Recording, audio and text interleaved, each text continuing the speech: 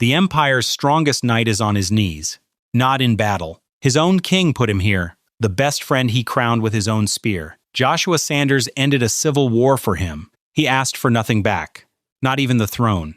And that was exactly the problem. A king fears nothing, except the one man who cannot be beaten. So they stacked a decade of magic into a single dagger, and his best friend watched him bleed out in a nameless forest. 5 minutes to live. Then something he had carried for years started to glow. Lugia, the death god of the battlefield. It burned the knight down and threw him back 25 years, into the body of a 9-year-old stable boy. The Duke's bastard. The kid everyone beat and nobody fed. Except this bastard now carries the soul of the continent's strongest. And a list of names. He will break the golden air with a wooden stick. He will make imperial captains kneel. A god of magic will fall to a child, and the Empire will learn his name a second time. This time, it will be different. The vow is still hanging in the night air when the story picks him back up, 9 years old, in a stable that smells like everything he used to be. 3 of the Duke's centurions are standing over him, angry that the horse dung is not shoveled yet. They call him the Mute, because in this household, Joshua has not spoken a single word in years. It is not a defect, it is armor, speaking used to earn him worse beatings, so he stopped and let them believe the concubine's boy was broken. His mother is Lucia, the family's servant, the woman the Duke took to bed by force and then pretended not to see. That makes Joshua noble blood nobody has to respect, which is exactly the kind of toy board soldiers love. Today the taunts find the one nerve that was never safe to touch. His mother, one of them jokes that he misses Lucia in a voice that makes the joke filthy. And another whispers something far worse. The Duchess herself has promised to cover for them if mother and son quietly disappear. File that name away. Vanessa. It will come back. The old Joshua would have swallowed it, the way he swallowed everything for 9 years. The man inside this boy has a different policy. He checks his body like a soldier checking a new weapon, and finds a sticky, disgusting lump of something in his lower stomach that was never there before. He does not know what it is yet. He knows it can wait. 3 grown men with training swords against a 9-year-old is not a fight. So he plans it like a war. Drop the strongest one first, and the careful one will run on his own. The first swing comes at his head, full force, a grown soldier trying to kill a child over horse dung. It never lands. The stable boy erupts with visible mana, and the man is airborne before his brain can file a complaint. The big one, Gort, charges in screaming about his pride. One strike of a wooden staff puts him in the dirt next to his friend. Here is the cheat, and it is worth understanding, because the whole story runs on it. Every mana user on this continent spends years building a container in their stomach called a mana hall, and only then starts filling it. Joshua's method, dug out of an ancient ruin beside Lugia, skips the container entirely. His whole body drinks the loose mana floating in the air and focuses it wherever he points. In his first life, learning to move one handful of it cost him 10 years. Now the knowledge is free, and only the child's body sets the limit. The funniest part is what the soldiers saw right before the beating. Joshua, standing dead still, eyes closed, gathering mana, and they laughed that the Mute had fainted standing up. Seconds later they were unconscious, so the joke has aged poorly. That leaves Rawls, the clever one, the one who made Centurion on wits instead of muscle. Joshua does not chase him, he gives him a job. He roars at him to tell the rest. From this moment, anyone who insults his mother will never be let off. Not once, not ever. Rawls' answer is a scream of monster and the fastest sprint of his career. And then the bill arrives. The recoil of even that scrap of mana empties the 9-year-old body like a cup, and Joshua drops face down in the empty field. Somewhere in the grass, someone armed is watching him fall. He wakes to find the rumor has beaten him to the castle. In the servants' quarters, the story of the Mute who flattened 3 centurions is being laughed out of the room. Because this family already has its miracle, and it is not the stable orphan. Babel, the legitimate son, became a mana user this year at 14. A genius, the staff say, will outshine even the Duke. The Duke, for scale, made master at 16, and there are exactly 5 masters in this entire empire. So no, nobody is betting on the Mute. They stop laughing when they realize the Mute is standing behind them. A 9-year-old floods the corridor with blood-red killing intent and calmly instructs them to announce Joshua von Agnes here on the Duke's summons. Upstairs, that summons is being argued over. Rawls kneels before Duke Agnes and his chief aide Chiffon, holding the evidence. A centurion's ogre leather uniform, crushed like paper. Chiffon calls it impossible, and history agrees with him. Manna at 9 has never happened on this continent. The Duke listens, then ends the debate with one sentence. He will see the boy himself. The room goes silent because this man personally inspects no one, not even Babel. Downstairs, the meeting nearly starts early. Babel finds Joshua in the waiting room and demands to know what a stable rat is doing on this floor. Joshua does not hear him. He is staring at the portrait of Emperor Marcus van Britain and seeing another face inside it. Because the emperor's bloodline runs straight down to a fourth prince named Kaiser, the rage he has been sitting on since the forest starts climbing his throat. Babel grabs at him. Mistake. Joshua catches the fist of the family genius and crushes it one-handed without turning his head. The sound of cracking knuckles is interrupted by the Duke walking in. Babel drops to one knee, mid-scream, and produces the lie of the year. They were sharing greetings. Joshua greets the most feared man in the duchy with a nod. The retainers nearly faint. The Duke just looks. He reads the open dislike in the boy's eyes and files it as interesting instead of insulting. Then he stops playing and lets a master's pressure leak into the room to see what the boy does with it. Joshua's mind is racing, because this is the one man in the duchy he cannot bluff. A master's senses will find the strange lump sitting in his body, and every plan he has dies in this room. The Duke moves faster than a 9-year-old can track, seizes his arm, and pours golden manna through it. And whatever he finds in there makes one of the 5 masters of the empire forget how to close his mouth. What the Duke finds is nothing. No manna, none at all. Less than a corpse, and the undead at least glow. Babel, watching the test, celebrates the result out loud. His half-brother is officially defective. But the Duke is still holding the boy's arm, because there is something else in there. A lump sticky, wrong, and squatting exactly where a manna hall should be. The retainers pivot instantly to damage control, blaming the centurions for spreading tall tales, and vote to watch and wait. Then the Duke delivers a verdict nobody in the room saw coming. The stable boy stays, in the estate. Babel objects and discovers how fast a 14-year-old can stop talking under one ducal glare. From tomorrow, Captain Chiffon of the Red Knights will train Joshua in knighthood manna methods included, if he shows talent. Keep an eye on that, Captain.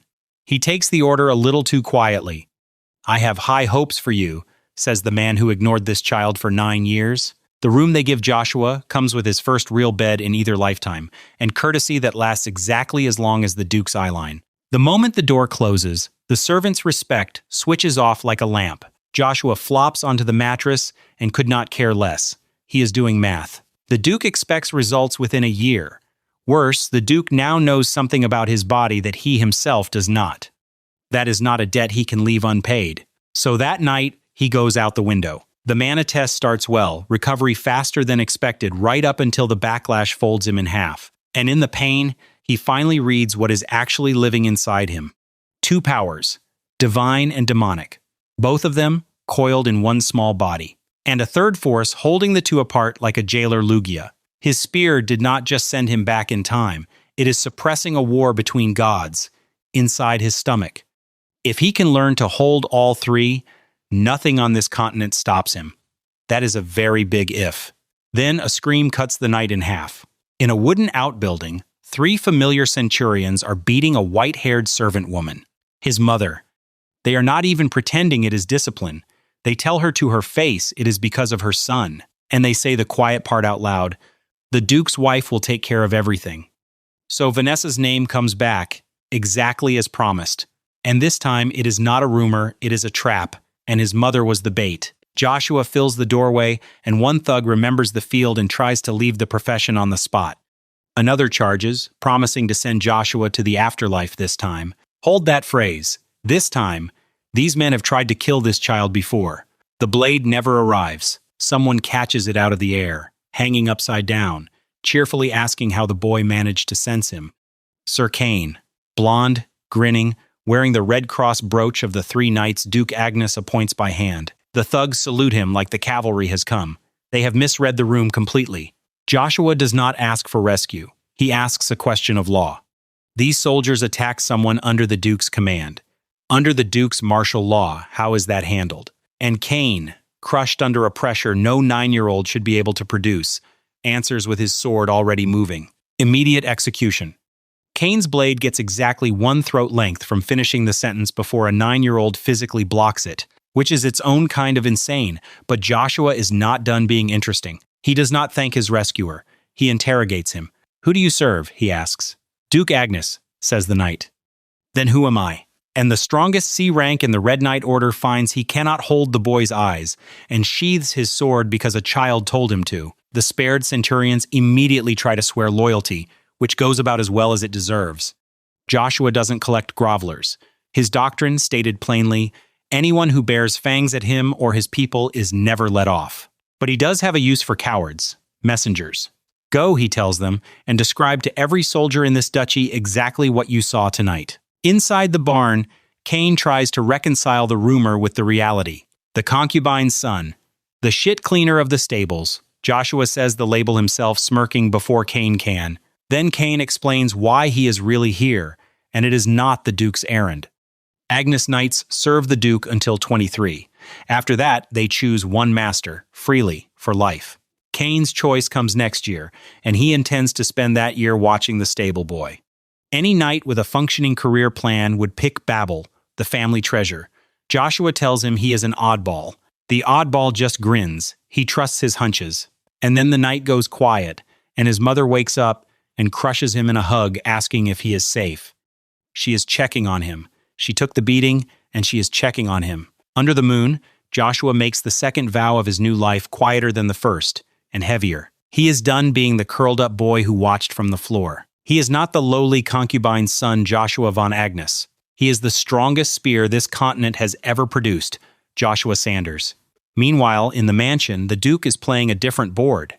Count Poncel Jin Rebreka has arrived, and this time he brought his daughter. Iselin Jin Rebreka, 9 years old, already second class in magic, and born with the mana blessing, the god gift of feeling mana without ever being taught. Everyone assumes the Count is fishing for Babel, whose engagement market already includes Cheryl of the Pontier Dukedom, a family that bought its ducal seat with raw money. The Duke lets them assume. Then, in a corridor, he asks his aide one question: "How is Joshua?" And follows it with a sentence that stops Chiffon mid-step. He is thinking of giving Iselin to Joshua, the mana-blessed prodigy, given to the boy with the mana curse. That is the word the household has never said to his face. Curse, the innate disability, the reason the bastard was never worth teaching. The Duke, who judges humans purely by ability, just bet the Empire's brightest magic prodigy on a defective stable boy. Either one of the 5 masters of the Empire has lost his mind, or he felt something in that arm nobody else understands. Before the rigged test arrives, Joshua has a debt to collect from his own past. At night, he climbs to an old stone at the northern edge of the estate, a secret spot he found as a lonely child, back when it was the only place that felt close to his mother. It is also where, in his first life, he found Lugia. His blood touches the stone, a circle of light ignites, and a gate opens onto an ancient temple. Except the temple is ruined now, which it was not in his memory, and that bothers him more than he says. On the pedestal where the blood-red spear should be waiting, there is an iron rod. He grips it anyway, and the world whites out. He wakes in an empty void with a voice calling him over, and the voice is coming from the rod. "I am the demon god's spirit," it says, Lugia. The weapon he carried his whole first life was never just a spear, and it came back through time with him changed. Then it skips the pleasantries and hands him a death sentence. The 2 powers in his body, the divine and the demonic, are eating his lifespan. The only fix is to recover his old strength at minimum, the 4th stage of magic spear arts. Understand what that means on this continent, where everyone worships the sword and calls the spear a peasant's stick. There are 8 stages of magic spear arts. In his past life, Joshua reached the 5th, and that alone made him the strongest knight in the Empire. Stage 4 is the wall below it, the level of an uncontested B rank. He has to get there in a 9-year-old body. A body, Lugia notes, in which normal mana cultivation is nearly impossible. But as long as Joshua stays near Lugia, he can draw a fixed amount of mana with no consequences, a cultivation method that exists nowhere else on the continent. Lugia starts to explain its real goal, cuts itself off mid-sentence, and boots him out of the void. an ancient demon god that stops talking exactly when it gets interesting. Another open account. Back in the ruined temple, the work starts the same night. Stage 1. Call a fistful of mana and hold it steady. Then concentrate it on a single point and stab. By dawn, the first step of magic spear arts is his again, and the vow gets its teeth. He will grow stronger and take everything from Kaiser Van Britten. Meanwhile, the estate is filling with guests the Duke half remembers inviting. Cheryl de Pontier arrives, the money Duke's daughter, escorted by Count Cox, the family's scandalized bookkeeper. She hears Babel just made C-rank and jokes about recruiting. Cox nearly faints, the Duke plays along. And then he remembers, with genuine embarrassment, the guests who actually matter tonight. Count Poncel Jin Rebreka, and the daughter he brought for a reason, Iselin. At the gathering, the court gets its first group look at the stable boy rumor and laughs it out of the room. A red-haired princess asks out loud whether the concubine's child really beat 3 centurions. The consensus answer: impossible. The second young master is weak, and everyone knows he carries the mana curse. Under the laughter, 2 quieter conversations are moving pieces. The Duke asks Count Poncel, one of the Empire's few 5th-class magicians, to examine Joshua's defect before he leaves for the capital. And Chiffon volunteers a watcher for the boy, insisting he has someone perfect in mind. In his office, that same Chiffon takes Kane's report of the Centurion incident, and his reaction is a confession. When he thinks someone touched Duchess Vanessa, he rages. When he learns it was only Lucia, he sneers about crippled centurions and a servant. Noted and filed, the chief aide belongs to Babel's side of the house. He dismisses the matter and orders Kane to wait at the smaller training ground. The Duke is coming and there is a spar to perform. Kane arrives early, picks out a practice weapon, and quietly commits treason against his own orders. Whatever his superior wants from this spar, he has decided to protect the boy. Joshua walks in and hears the setup. The Duke wants his abilities tested. Kane hurries to reassure him it won't be a real fight. Now rewind an hour, because that reassurance is hiding something. In the briefing, Chiffon's order started simply enough. Kane will spar the young master today. The reasoning came next. The Duke is not yet convinced, and left alone, this boy could become a stumbling block on Babel's path. Kane asked exactly one question back. Could Babel actually lose? Chiffon nearly burst a vein, explaining that geniuses like Babel do not trip over pebbles. Kane said nothing, because what he saw in that barn was not a pebble, it was a meteor. And then came the real instruction. Mid-spar, secretly slip a thread of mana into the boy. Small detail from the family library: to a mana curse bearer, mana is poison. If the curse is real, the friendly checkup kills him. An assassination dressed as a physical, with the kindest knight in the order holding the needle. Back in the present, Joshua takes that knight's kindness and flips it into a challenge. Are you looking down on me? You knights choose your lords, I choose my subordinates. If you want to see who I really am, give it your best. That is what your sword is for. Then the Duke's party files in, and Joshua does the one thing the smirking court did not script. He kneels. Flawlessly. Joshua von Agnes pays his respects to the Duke. Nobody taught him etiquette, the Duke notes, amused. I learned by watching, says the boy who spent 9 years invisible. Chiffon spins the test as fatherly concern, find the disability, treat it, and Joshua smiles right through the words. Inside, the reed is ice. This man is Babel's, and this test is a murder weapon. Outside, I am prepared. Give your orders anytime. And then the Duke corrects one small assumption everyone in the yard had made. Joshua's opponent is not Kane. Babel walks in carrying a sword and a warm little speech about how much he treasures his younger brother. The poison needle just grew a genius to hold it. The Duke lays down the rules himself. Wooden training weapons, no real blades, a friendly little exhibition. Joshua isn't fooled for a second. Babel and Chiffon built this stage to bury him on it, so he answers the script with contempt. The offered training sword cracks against the floor. In its place, a plain wooden stick. This, he says, is all I'll be needing. The court howls. A visiting noble girl giggles herself breathless. What exactly, someone jeers, is he going to do with a stick? Even the Duke has to ask if he's serious. He is. One last rule. Babel, no mana. Babel sneers that wasting mana on a bastard would be an insult to the mana. Begin. Babel comes in fast. Combo after combo, all edge, all speed. Between swings, he snarls about cheap tricks and gutter-born cheats. Joshua's read is instant and insulting. A C-rank knight with exactly one gear and a simple mind. He slips the storm without moving his feet more than he has to. Then the stick lands the first clean hit of the match. And Babel breaks, trembling, struck by the piece of trash from the stables. He screams that Joshua should have rotted where he belonged. Then he cheats. Mana ignites along his blade at point-blank range, close enough that the Duke bolts out of his seat. And Joshua answers with the one move nobody in this duchy could have scripted. Blue mana, blazing off the 9-year-old the whole court wrote off as cursed. That's mana. The words ripple through the stands like a dropped plate. Babel stops fighting Joshua and starts fighting reality. In his head, his father's voice, I look forward to your return from Akardi next year, the groomed heir, the chosen one. It comes out of him as a red-black eruption. The Duke's successor is M.E., and inside Joshua's skull, the coldest sentence of the day, in 10 years this dukedom is dust in the Empire's civil war anyway. So why not charge? This dukedom, he will take all of it. 2 children mid-collision, and the Duke has to split the duel apart with a single roar of power. Keep fighting, he warns, and neither son leaves forgiven. Babel crumples, creaking with everything he can't say. Up on the stands, Chiffon can't process what he saw.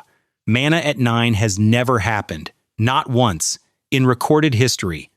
And it gets worse. It's a type of mana he cannot even name. The court scholar confirms it a concentration beyond Babel's, unlike anything on the books. But when Chiffon pushes Duke, that was mana, the answer is a shutter slamming. Mind what you say. Then the Duke does something he has never done for anyone. Come to my room. Tonight. Joshua files the fact, Father has never summoned a soul to that room. And across the estate, the duchy's high-born little guest is bouncing on her bed while her minder begs her to remember her dignity. Because Cheryl has decided. Joshua, was it? She will make that boy hers. News travels fast in a house this poisonous.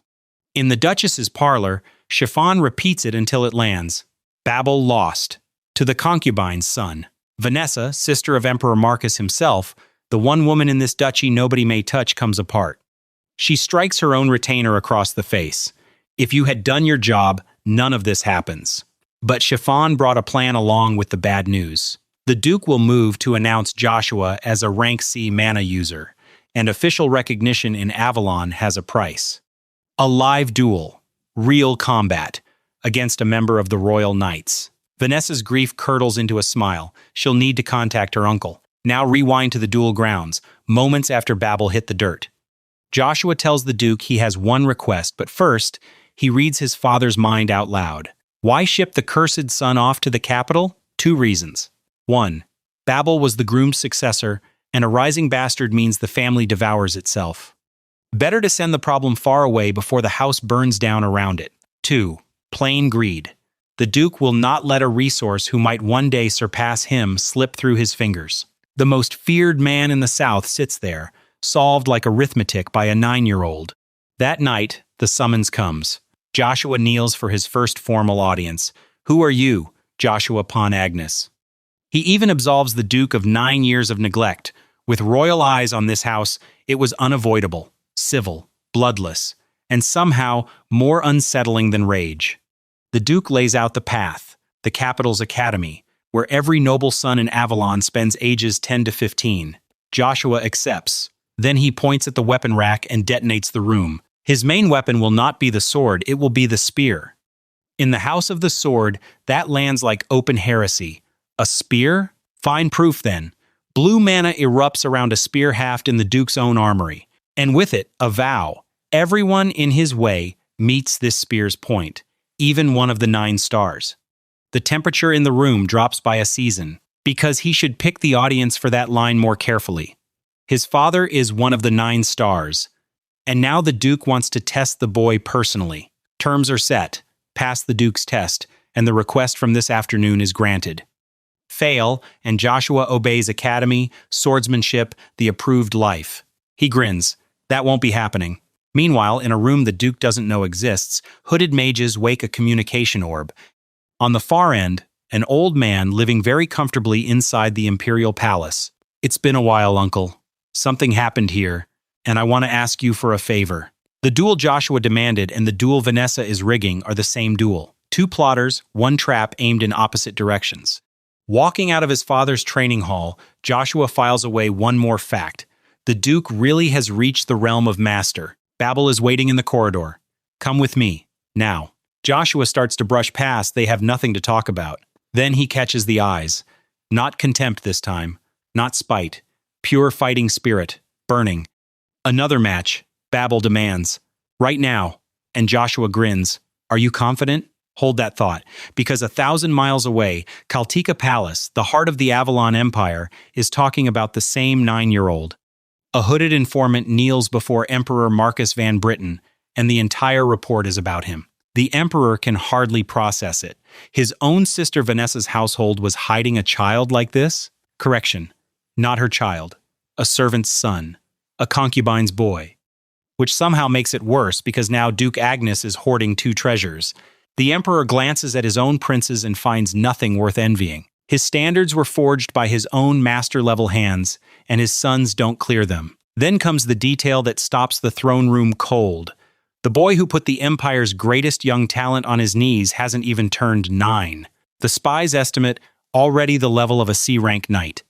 The Emperor would love to verify it himself, but wild dogs circle a throne the moment it's left empty. So he sends the next best thing. One of the imperial princes will pay the Agnes Duchy a visit. Back at the training grounds, the rematch is already answering his question. Babel attacks with a sword. Joshua meets him barehanded. It is not close. You scoffed at martial arts, Joshua tells him mid-exchange. Now watch how fearsome they really are. Babel plays his trump card Aura Explosion, a pillar of blue light that should end any fight. Joshua answers with something this world hasn't seen yet. Mana packed directly into flesh, fists turned into siege weapons. Babel goes down and stays down. On the floor, the genius finally runs the honest math. The gap was never close. Frustrated? Joshua asks, standing over him. Then get stronger. What he doesn't say out loud, part of him is begging to tear Babel apart for every year this family trampled him and his mother. Instead, he hands down mercy with a blade inside it. Change your attitude or lose the hands that hold a sword. Never forget, he says, walking away. The distance between us. Babel stays down, teary-eyed, teeth grinding, and says nothing at all. The next morning, the invincible monster can barely climb out of bed. Absorbing Lugia upgraded his mana control, but a 9-year-old body was never built to carry this much power. Every victory bills his own bones. A knock. Expecting his own visitor, he swings the door open mid-sentence and finds a stranger, a red-haired girl brightly asking if he's Joshua von Agnes. Cheryl de Pontier, of the Pontier Duke family. 3 years his senior, instantly, catastrophically overfamiliar. The Empire's most calculating 9-year-old deploys all of his accumulated wisdom. He tells her to get lost and slams the door in her face. She keeps knocking, he keeps ignoring it, the knocking does not stop. So when he finally rips the door open, screaming at her to get lost, it's Kane's face on the other side. One deeply awkward apology later, the steward delivers his actual news. The preparations Joshua ordered are complete. Kane admits he doesn't understand what any of it is for. Trust me and follow, Joshua smiles. Then you'll understand. He never says what he's preparing for. Word of the missing centurions has poisoned the barracks. Gort and Lloyd simply vanished, and the whisper going around names the stable bastard. The one witness, Rawls, refuses to say a word. Then, a knight of the Crimson Order books the entire Centurion Corps for a special training session. And the trainer walks in at 9 years old. The logic is delivered dead straight.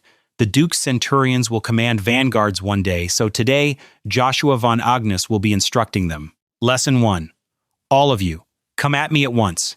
The Corps takes it as an insult, which is fair, it is one. Joshua takes a spear from the rack, then drifts over to the one man sweating through his uniform. Rawls, who never told the others what really happened. The voice drops. Threatening my mother deserved death. You were given one chance. Do you want to end up like Lloyd and Gort? And just like that, every man in the hall knows the rumor is true. One centurion talks himself into courage anyway. He's a dead man either way, and the opponent is still just a child. He charges. Lightning strike. A mana-charged kick that folds a grown veteran like laundry. One shot. He really used mana. The murmur does the rest of the teaching. Class ends on a single lesson. Judge an opponent by his looks, and a battlefield will bury you for it. Doubters were invited to step forward. Nobody steps forward, they kneel. The 23rd centurion greets you, young Master Joshua, the 43rd, the 13th, the 65th, and in the doorway, a golden-eyed knight watches the whole conversion with a small smile and quietly swears himself to my liege. Elsewhere in the estate, high strategy is in session. Cheryl, hugging a stuffed rabbit, is replaying the door slam on a loop. Her escort knight Cox bursts in the Royal Knight Order, is nearly here, and gets shooed out while she demands her father's actual instructions, which Cox, tragically, has forgotten. Alone again, she confesses to the rabbit she wants to see him. In the Duke's office, Joshua is summoned to account for the centurion he broke. His defense: the man insulted his mother, so he applied martial law. The Duke's correction: he personally would have taken the man's head in one stroke, parenting Agnes style. But the Duke wants the real motive behind the whole performance. So Joshua hands it over. A bastard abandoned in a barn cannot buy trust. So he planted fear, instead overwhelming strength, in front of every centurion, proof that the Duke's blood runs in his veins. The Duke accepts it and drops the other shoe. The Royal Knight Order has been dispatched here to judge Joshua's mana. Joshua leaves to prepare. He has been preparing for longer than anyone in this house can imagine. The day arrives under a golden lion crest. Hamstrong, captain of the Dukedom's Golden Mane Knights, is practically giddy. 2 underage C-rank knights to show off at once. His men are less gracious, the concubine's child. One sneers until a colleague asks if he's just sore, that babble lost to the boy. The Duke arrives with the child in question and ends the bickering. The knights size Joshua up and settle on the conclusion that keeps killing people in this story. He doesn't look that strong. Then the procession is spotted. It pours through the gates an entire battalion for what was billed as an inspection. A golden carriage, a polished boot on the step, and out steps a blonde youth in imperial uniform. One of the 9 stars. Someone breathes. The 4th prince. Kaiser Van Britten. The friend who becomes an emperor. The emperor who signs Joshua's death, standing in his courtyard 20 years early. Joshua's eyes go arctic, so this moment came sooner than expected. Meet Joker, captain of the 1st Imperial Battalion, currently teaching new recruits humility by beating them halfway to the infirmary. A shadowed messenger interrupts the hobby. There's a mission, from Vanessa. Joker doesn't need it spelled out twice. Make sure the brat can never hold a sword again, for life. At the test venue, the crowd has already picked out the rumored young master, and Joshua has picked out the 4th prince, Kaiser. His jaw tightens around 20 years of history. That hasn't happened yet. He's told to bow. He doesn't. A knight bows to the emperor alone, not to a 4th prince whose worth is, in his words, still uncertain. Steel clears scabbards. Imperial knights, drawn on a 9-year-old. Vice Captain Balmong Don Brown goes for the throat. Weren't you shoveling horse dung until last month? An Agnes knight plants himself in front of the boy young master Joshua is Duke Agnes family.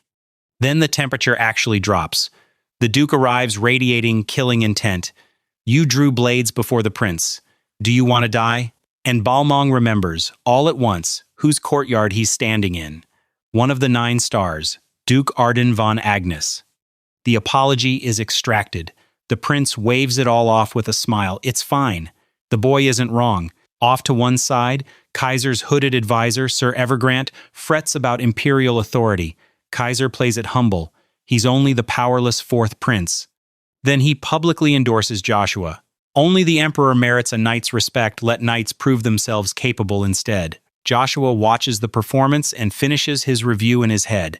He always did have a way with words. And this lifetime, words are all he'll get to keep. Joker slides in next, scolding the boy's rudeness. Then volunteers, so very generously, to handle the mana identification personally through combat. He wants to see it with his own eyes. Kaiser approves. Joker sits far above expert B rank. Who better? Joker's grin goes oily. He will do a great job of overseeing young Master Joshua's test. At the family training ground, Joshua picks his weapon, a plain steel pole. Joker takes it as mockery. First clash and the mockery dies in his hands. The child's mana is heavy. Wrong heavy. Fine. Spears lose up close. Joker closes the distance. Joshua grins. Everyone thinks that. He trained that weakness out of himself decades ago, in a life this man knows nothing about. First form. A lightning strike spear art that nobody in the stands can even name. And the math stops making sense? Yes. Joker is fighting limited to C rank, but on pure technique, the 9-year-old is winning. Now Joker sweats for the correct reason. If the test ends like this, Vanessa takes his head. Time to gamble everything. What no spectator can see, inside Joshua, holy power and mana are grinding toward berserk. The body is failing before the technique does. Joker erupts, past B grade, far past anything a test allows. The stands scream that the boy is in danger. Duke Agnes, eyes glowing, issues the coldest order of the day. Hold it in. Observe. Joker batters the failing guard, sneering that a speck of mana changes nothing, and the training ground disappears in an explosion. Balmong shields the prince. Somewhere under all that dust is a child. The dust thins. Joker is still upright, sword in hand. He starts to speak, and his face collapses instead. Because now everyone can see it. Joshua, unhurt, lightning crawling off his shoulders. Joker, folded at a 9-year-old's feet. And on the ground, a crimson blade snapped clean in two by a steel pole. Back in the settling dust, Joker is done pretending. The finishing strike is coming. He sneers at the boy scraping together his last speck of mana. Useless. So Joshua stops scraping and spends everything on one gamble instead. Awaken to my call. Lugia. The hall whites out. And when the light drains away, the 9-year-old is standing untouched, gripping a blood-red spear that crackles with living lightning. The adults reach for the only word they have. An artifact? A weapon with magic sealed inside it. Balmong halts the test on the spot. Privately, his hands won't steady a C-rank candidate just stopped Joker, a knight ranked above B. So the ceremony happens right there. Son of the Duke Agnes family, Joshua von Agnes kneel at the blade of the Emperor, C-rank knight, the youngest in the history of the Empire. And the new knight could not care less about the title. Because this was never about rank, it's survival cover insurance that one wrong step no longer means the end of him. In the crowd, Babel grinds his teeth to powder. And under the applause, Joshua renews the quiet vow. Everyone here will suffer exactly as much as he did in his previous life. Then something happens that isn't in either lifetime's script. The Duke walks over. Joshua, are you okay? 9 years in this life, 40 in the last one. That question has never once been asked. That night, the estate marks the birth of the youngest mana user in the Empire. No, the continent. And the Agnes family celebrates the only way it knows how. A council meeting. Count Angel reports first. The Golden Mane expedition has rushed home from the north. Black ogres are multiplying near the villages, monsters that Class 4 magicians and B-rank sword knights struggle to put down. The Duke's entire response to the crisis, he'll handle it himself. Next item. The 5th Duke family, Pontier, has arrived Cheryl and her escort. That briefing, the Duke wants in private. Then the council turns to its real business, the boy. Commander Chiffon lays out the charge like a prosecutor. The family's mana-disabled cast-off does not reach C rank on talent. That shape-shifting spear, he says, reeked of something close to demonic energy at the final strike. And borrowed demonic power is a continent-wide taboo. The royal family purges entire houses for less. His motion: send Joshua somewhere far, far away. The door slams open mid-sentence. Joshua, invited by no one, offers Chiffon a much simpler test. If you're so curious about my demonic energy crossblades with me yourself, or are you incapable? Now watch a grown knight commander do sweaty arithmetic in real time. If the demon power is real, one wrong move kills him. If it isn't, he loses to a child in front of the entire council. Joshua twists the knife. Taking that long to think? Chiffon detonates, battle aura against a 9-year-old, the chamber walls groaning, until the Duke stands. Both of you, stop. Then he closes the accusation with a fact. Evergrant, the royal order's own magician, already examined Joshua's mana. Borrowed demonic power would have been seen. The matter is settled. Nobody but Joshua tastes the irony. The mage clearing his name tonight helped end his life in the last one. And settled for the council is not settled for the Duke. There are things he still wants to confirm about a son whose growth surprises even him. So the chapter ends on an itinerary. Pack up. We are going to the forest of dark beings. The next morning's council opens with the retainers in a panic. The Duke intends to clear the forest of dark beings personally. His answer to their worry is a look that asks exactly who they think they're worrying about. Then the real announcement: once the forest is cleared, Joshua will be admitted to the Imperial Academy in the capital. The room concedes what it can no longer deny: the talent is real, and Agnes Law demands a fair chance. One retainer concedes nothing. Behind Chiffon's polite face, a single sentence on loop: I need to destroy him. Joshua raises his one request. His mother, Lucia, comes to the capital with him. Chiffon objects on reflex: the Duchess would never stand for it. And Joshua guts him with one line. Does the Duke need her permission for something so trivial? The room inhales. Because Chiffon is now cornered, pushed further, and he is publicly claiming the Duke lives under his wife's thumb. Forget it. The Duke rules. Lucia goes. And privately, the man surprises himself. Even Babel never made him feel like this. One by one, the retainers fold. As my liege wishes. The Duke orders the Pontier family's report brought to his room and tells Joshua to come along too. Then the doors bang open. Babel. He kneels. Apologizes for his absence. He needed time alone to think. Even the Duke notices it. The air around the boy has changed. On the way out, Chiffon tries one last power play, berating Joshua for not paying respects to Babel's higher rank. Joshua doesn't even slow down. Are you Babel's spokesman now? The only master you serve is Duke Agnes. And Agnes' law is simple. Skill decides who rises. If you want your opinion to matter, prove yourself first. The one person who agrees is the last one anybody expects. Babel. I've felt those words with my own body, he says. I won't despair staring at the ground anymore. Joshua clocks it silently. The eyes really did change after their second match. Then Babel drops the bombshell of the chapter. From this moment, he renounces the official heir seat of the Agnes family to compete for it fair and square under Agnes' law. The Duke pokes the wound. Did his monstrously talented little brother scare him off? Of course not. I'll think about it, says the Duke and strides out wearing a smirk nobody was meant to see. Joshua's read on the day. Things are changing. And for once, probably not for the worse. He's right about the change. He's wrong about the direction. That night, over wine, Chiffon reports everything to Vanessa, the renounced heir seat, and that brat taking Lucia to the capital. She detonates. The job she entrusted to her uncle already failed. Now this. Then the rage goes cold and lands on Chiffon. If that child ever threatens Babel's position, her husband learns about everything between us. Chiffon swallows and buys his safety with intel. The Duke is taking Joshua north first, the Loch Fief, the barren edge of the territory, 2 days out to put down rampaging dark beings. Joshua and Lucia leave for the capital right after. Vanessa smiles into her glass and issues a single instruction. Invite Lucia to share a meal before they go. After all, it may be their first and last meeting. Departure morning. The Imperial Knights march out, the wagons load, and Joshua stands staring at his own hand. At the ring on it, the dawn ring. Rewind to the Duke's study the night before. Once the forest is cleared, the expedition rides on to Akardi, and before that, the Duke has orders. First order. Abandon the name Agnes. In the capital, Joshua will pose as the heir of some nameless Viscount family. The name? Invented himself. Second. A gift.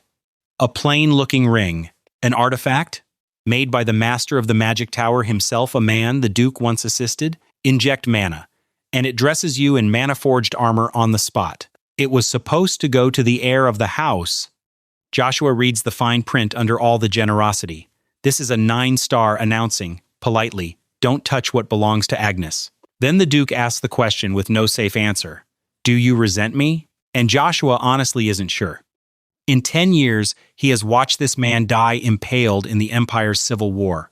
He has also watched this man's neglect help kill his mother. But their meetings in that entire past life fit on the fingers of one hand. So the answer arrives with a smirk. You can't resent a relationship that never existed. Out in the courtyard, one farewell remains, the fourth prince. Kaiser congratulates Sir Joshua warmly and invites him to visit once he reaches Akardi. The offer underneath the warmth. Entry into the Imperial Knights, no yearly examination, none of the 10 years of obligatory service. Please understand, the prince smiles, this offer reflects my greed for you. Joshua smiles back like a locked door. Inside, if it weren't for the people standing behind you, this spear goes through your head. But here's the trap: he actually needs the Imperial Knights. Because deep inside the Imperial Palace is a secret storage only battalion commanders may enter, and something Joshua treasured in his past life is sleeping in it. So he settles for rudeness. I'm busy. I'll be off. Balmong tuts at the manners, Kaiser doesn't. Joshua, he muses, will fall into my hands eventually. And Joshua, once he's alone, answers the vow the prince never hears. I won't be the puppet this time, Kaiser. This time it's you. Then the expedition rolls north, the Duke at its head. Behind him, the Red Knight Order, Arwen, the dukedom's one and only fourth-class magician, 100 more soldiers, and both sons. Babel glares at Joshua the entire ride. Joshua sweats quietly. Why is he staring like that? 2 days later, the Lockfief garrison snaps to attention. The Duke greets old Robin, decades of service to the family, retired out here in the Barrens, with genuine warmth. Robin is simply honored to still be of use. Then the fief's actual lord arrives like a spilled dessert cart. Viscount Beeg, daughter Anna in tow. The Duke's private itinerary review: he should have ridden straight to the forest. Beeg berates old Robin for not announcing the Duke fast enough. Robin fumes in silence. The Duke tells Beeg to his face that he's fatter every time they meet. Beeg takes it as praise. All thanks to your care, my lord. The hall quietly debates, dim-witted or thick-skinned. Anna, meanwhile, has locked sparkling eyes onto Joshua, who suddenly misses fighting Joker. Beeg fawns over Babel, dear nephew, beloved uncle, family, family, family.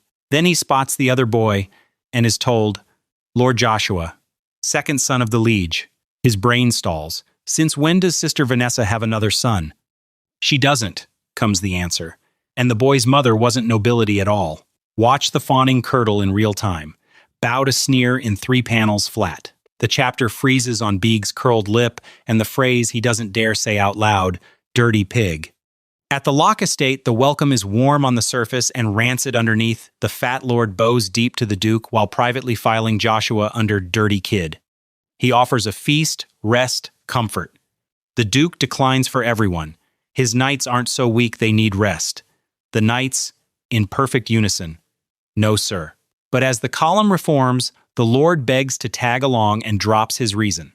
His daughter was just found to have a talent for commanding spirits. Understand what that means here.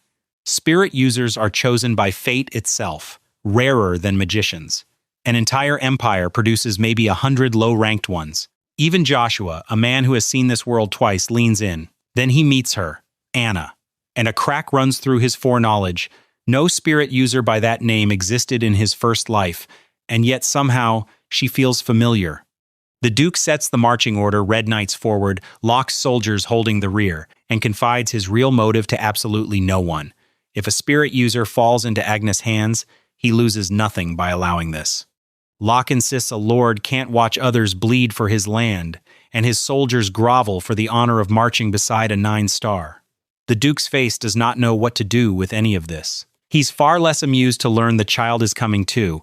This road eats children, so Anna asks to prove herself. A magic circle blazes to life, and Sylph, spirit of wind, materializes at the shoulder of a beaming little girl. Joshua's verdict is quiet and cold. An anomaly his past life cannot explain gets watched until it proves harmless. Locke corners him with a matching warning minus the subtlety. I'll be keeping an eye on you. Far away, under the gargoyles of the Imperial Palace, the throne room is hearing the Joker report. The boy's talent is real. He blocked Joker's attacks twice and hit back.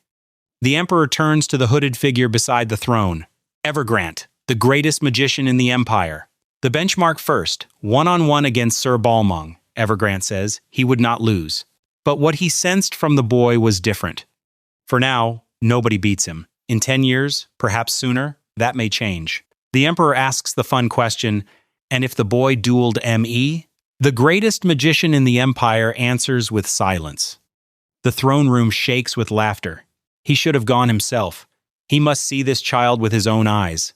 A finger snap. Black smoke condenses into a green-haired agent, Jackine. Could the boy be kept at the palace a while? Jackeen's answer raises even royal eyebrows. The fourth prince is already arranging it. Kaiser?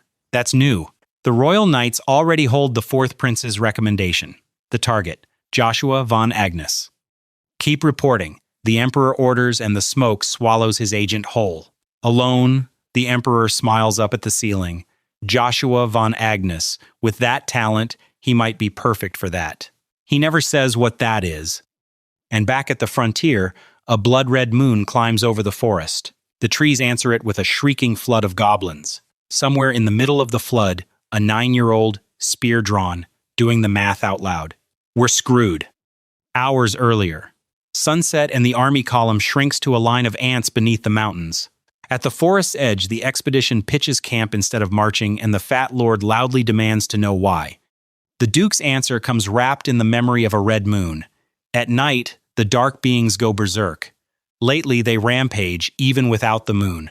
Nobody sane walks into that first. The Lord instantly converts to the church of, as expected of the Duke, such deep insight. The boys are told to set up their own sleeping spots, and Joshua's face does something the camp really should have noticed. It grins, because firewood duty is a beautiful thing. He sends his escort back alone, not enough wood gathered yet. You go on ahead. Waits, drops the wood, and sprints into the forbidden forest with a training spear. Now, the lore that explains the suicide run. The primordial stones, God stones born from the raw elements themselves, water, fire, wind, lightning, ice, and more. 5 have revealed themselves to the world. A single one can amplify first circle magic to third. Mages covet them. Knights covet them. Everyone covets them. And one of them sleeps in the deepest part of this forest. Joshua's stake could not be simpler. Only a primordial stone can stop his Lugia-tainted power from going berserk inside a 9-year-old body. The forest files its first objection. A red-eyed beast ambushes him with a roar that flattens the grass. He slips its ground smash and ends it in one strike. An hour deeper, the only path forward is blocked by something in a different weight class, a black ogre. The stat sheet, it shrugs off low-grade magic, and the book says B-rank knight, minimum, to face one alone. His plan blits the neck before it winds up, survives right up until the sky betrays him. The red moon rises, and the ogre drinks it in. For the first time in this new life, Joshua runs the numbers and gets an answer he hates. Head-on means death. Hide. Up in the canopy, he borrows a dead friend's trick. The breathing technique of the Assassin King, kill your breath, forget your surroundings, dissolve into nature. The ogre's skull face roars inches from his motionless body and walks past. Blind. It worked. Body screaming, mana pinned down, he races for the heart of the forest. One rotten log breaks the run, a misstep, a jarred spine, and the noise wakes an entire goblin horde. Surrounded. Again. His own review of the situation is unprintable. Then the smirk arrives. Actually, isn't this perfect? He's been meaning to test something. He plants himself in the dead center of the horde. And for one frame, a gray-haired adult ghosts over the child's body, the spearman he used to be. Magic spear arts. Second phase. Second form. Violent gale. The whirlwind swallows the screen and the chapter ends inside it. Deeper in, the knight has become a grinder. Joshua carves through kobolds in spirals of spearwork. And still he's panting because this body caps him below a quarter of what he used to be. Worse, reading the horde's flow, he sees where all of it is draining, the knight's camp. Same plan, executed faster. Find the primordial stone, then run for the camp. At that camp, the tents are barely up. The blood moon glows overhead like an infected wound. And a sentry hears the grass move. The first kobolds hit the perimeter out of the dark. Ambush! Screams for medics, screams for a battle line, screams. The horde pours in. A purple glinting blade rises to meet it. A blonde red knight mows a lane through the monsters while the men around him gape that's above C-rank swordwork. It isn't enough. They keep coming, and his face admits it first. Then the count comes in and breaks morale outright. Over 1,000. Knights start saying the word retreat. Their captain arrives with a better offer. Severe punishment for anyone who abandons this camp. Red Knight order form a line. The line holds. Then the line countercharges. The captain leads it personally, a purple lightning sword art shredding everything in reach. But there is no bottom to this horde, and the captain finally looks up and understands why. The red moon that was supposed to rise tomorrow night rose tonight. Under it, the main event steps out of the trees, a black ogre. It butchers knights like it's working through an answer key. The captain does the honest math. He is the only B rank on this field, so this one is his. He charges, vowing to split it in two, and the exchange cracks the clearing open. A knight screams the captain's name, Chiffon. Yes, that Chiffon. Schemer at court, soldier in the field apparently. It doesn't save the line. Troops break around him, and the ogre is faster now the moon's doing. Bloodied, Chiffon calls the retreat and knows the field is lost. Then a voice behind him observes that knights never lose their composure. Duke Agnes. He'll take care of it from here. He walks out alone, dragging his greatsword like a man taking out the trash. Power gathers. 1/. The battlefield is simply gone. Scoured. A smoking dead zone, with one man standing in the middle of it. The surviving kobolds exchange a look that translates perfectly across species. And Chiffon puts the awe into words. Several hundred monsters, erased, in one attack. This is Duke Agnes, one of the 9 stars of the continent. On a ledge above the battlefield, the missing sun reappears, and he's brought a new name back out of the deep forest. Bronto. Black-purple lightning crawls over the 9-year-old like it's greeting an owner. Whatever slept in the forest's heart answers to him now. Below, the canyon is all screams. The Duke surveys the field grimly. Beside him, Babel stands pale. His first real battlefield is eating him alive. A mustached viscount props the boy up with the family name. That man is your father. That blood is in you too. Then asks the actually pressing question. Where has that insect pardon, that boy, run off to? The camp already has its answer. The concubine's son fled to save his own skin, as expected of lowly trash. Nothing like Lord Babel, the soldiers agree. A disgrace to the Duke's blood. The Duke roars the battle back into order. Babel finds his voice for the radiant glory of Agnes, and the army charges. The goblins rout. The knights jeer at their backs about tails between legs. Then the ground rumbles with something that has no tail to tuck. A pillar of lightning splits the battlefield in half. The command group freezes mid-breath. Something enormous slams down out of the dark, and Joshua is standing on top of it. A black ogre. Felled. Spear in hand. Lightning still crawling off him. The Duke runs the math nobody else dares to. Under a red moon, that thing was twice as strong.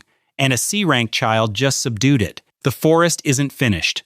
An entire pack of black ogres pours out, roaring. The melee goes frantic. Don't fall back. Confront them. Chiffon curses the briefing that called this an easy sweep. It's a pack of black ogres. The air itself starts to itch. Thunderclouds stack in a sky that had none. Another ogre drops to a bolt from nowhere.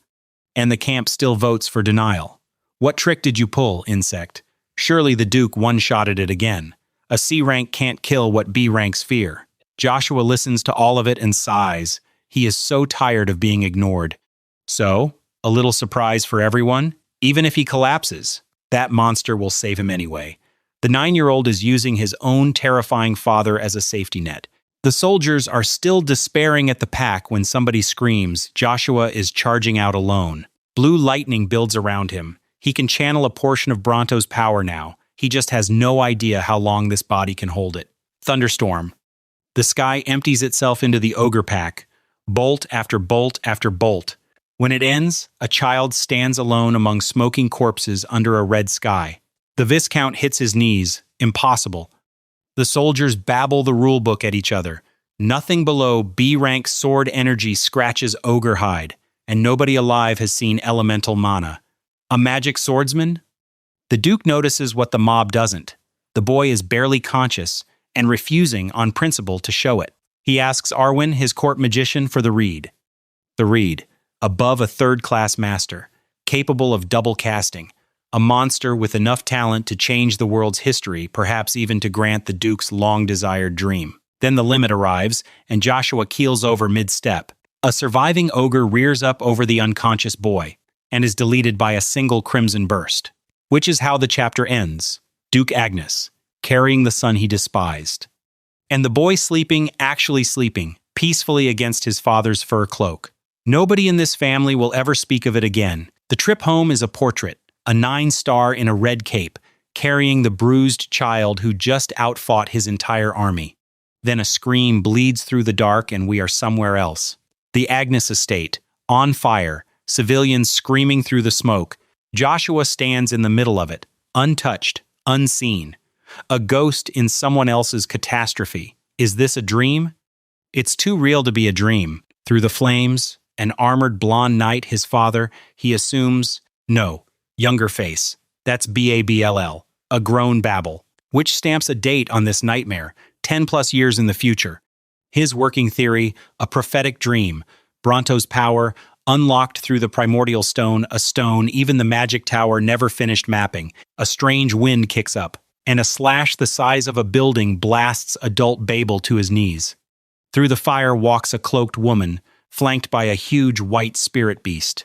Joshua names them on sight, Annabelle Grace, and Cillian, a high-rank wind spirit.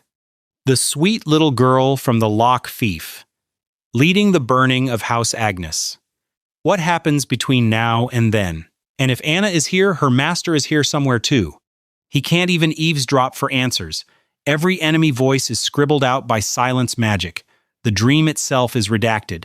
Her face is hidden too. But with Cillian at her side, it's her. He's certain.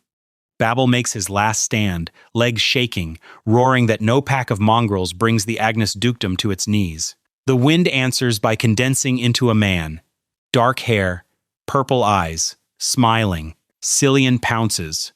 A red slash and Babel drops. The smiling man strolls over, mouthing words the magic won't let anyone hear. And Joshua recognizes him. The scream tears out of him. You! That bastard! Dracy. The dream shatters into white. He jolts awake in a sick room, bandaged, gasping the full name, Dracia Belgrace. And he knows the difference by feel. That was no dream. That was prophecy. Systems check. Since he's awake, the body still can't hold the power. He has entered the second stage of the magic spear arts, which in this body amounts to a top C-rank knight. To turn it on monsters, he needs the entry to B. The lightning came from Bronto. If prophetic dreams are also Bronto, then the primordial stone just became his most urgent research project. Isn't it fascinating? Says the Dark. The Duke has been sitting in the moonlit room the entire time. He muses about the crimson moon. Hours ago it looked ready to devour the world. Now it's just cold, beautiful light. Then business. Once they reach the dukedom, they ride straight for Accardi. And Joshua travels as nobody, the only child of the fallen Viscount Frederick family, a boy trying to revive a dead house. Fine by him. He doesn't need a spotlight. He needs his old strength back. The Duke rises to leave, then turns at the door. I don't know if it was sleep talk, but you said a rather interesting name. Dracia Bell Grace. How does a 9-year-old know that cursed name? The Duke asks it plainly, in the dark. How do you know that cursed name? Joshua gives him nothing, and the Duke, surprisingly, lets it go. No, sleep. We ride home at dawn. Joshua lies awake under the moon anyway. He's not the only one awake in Loch Castle. In a sealed room, the fat Lord Vanessa's own brother and Sir Chiffon are dissecting the Black Ogre feet. Vanessa already knows, they note, and she's letting the threat to Babel's seat ride. For now, the problem, as they frame it, an unsupported stable errand boy, is outperforming C ranks while Babel got the family's full grooming. The Lord reaches for the comfortable theory, a demon contract. Chiffon's correction is the actually frightening part. There was no demonic energy, and it doesn't matter because the truth is optional. The plan. Teach the show-off child that flexing power only tightens the noose. Spy on him at the Imperial Academy through the Lord's own daughter, Anna. And take measures before the bastard's eyes wander toward the air seat.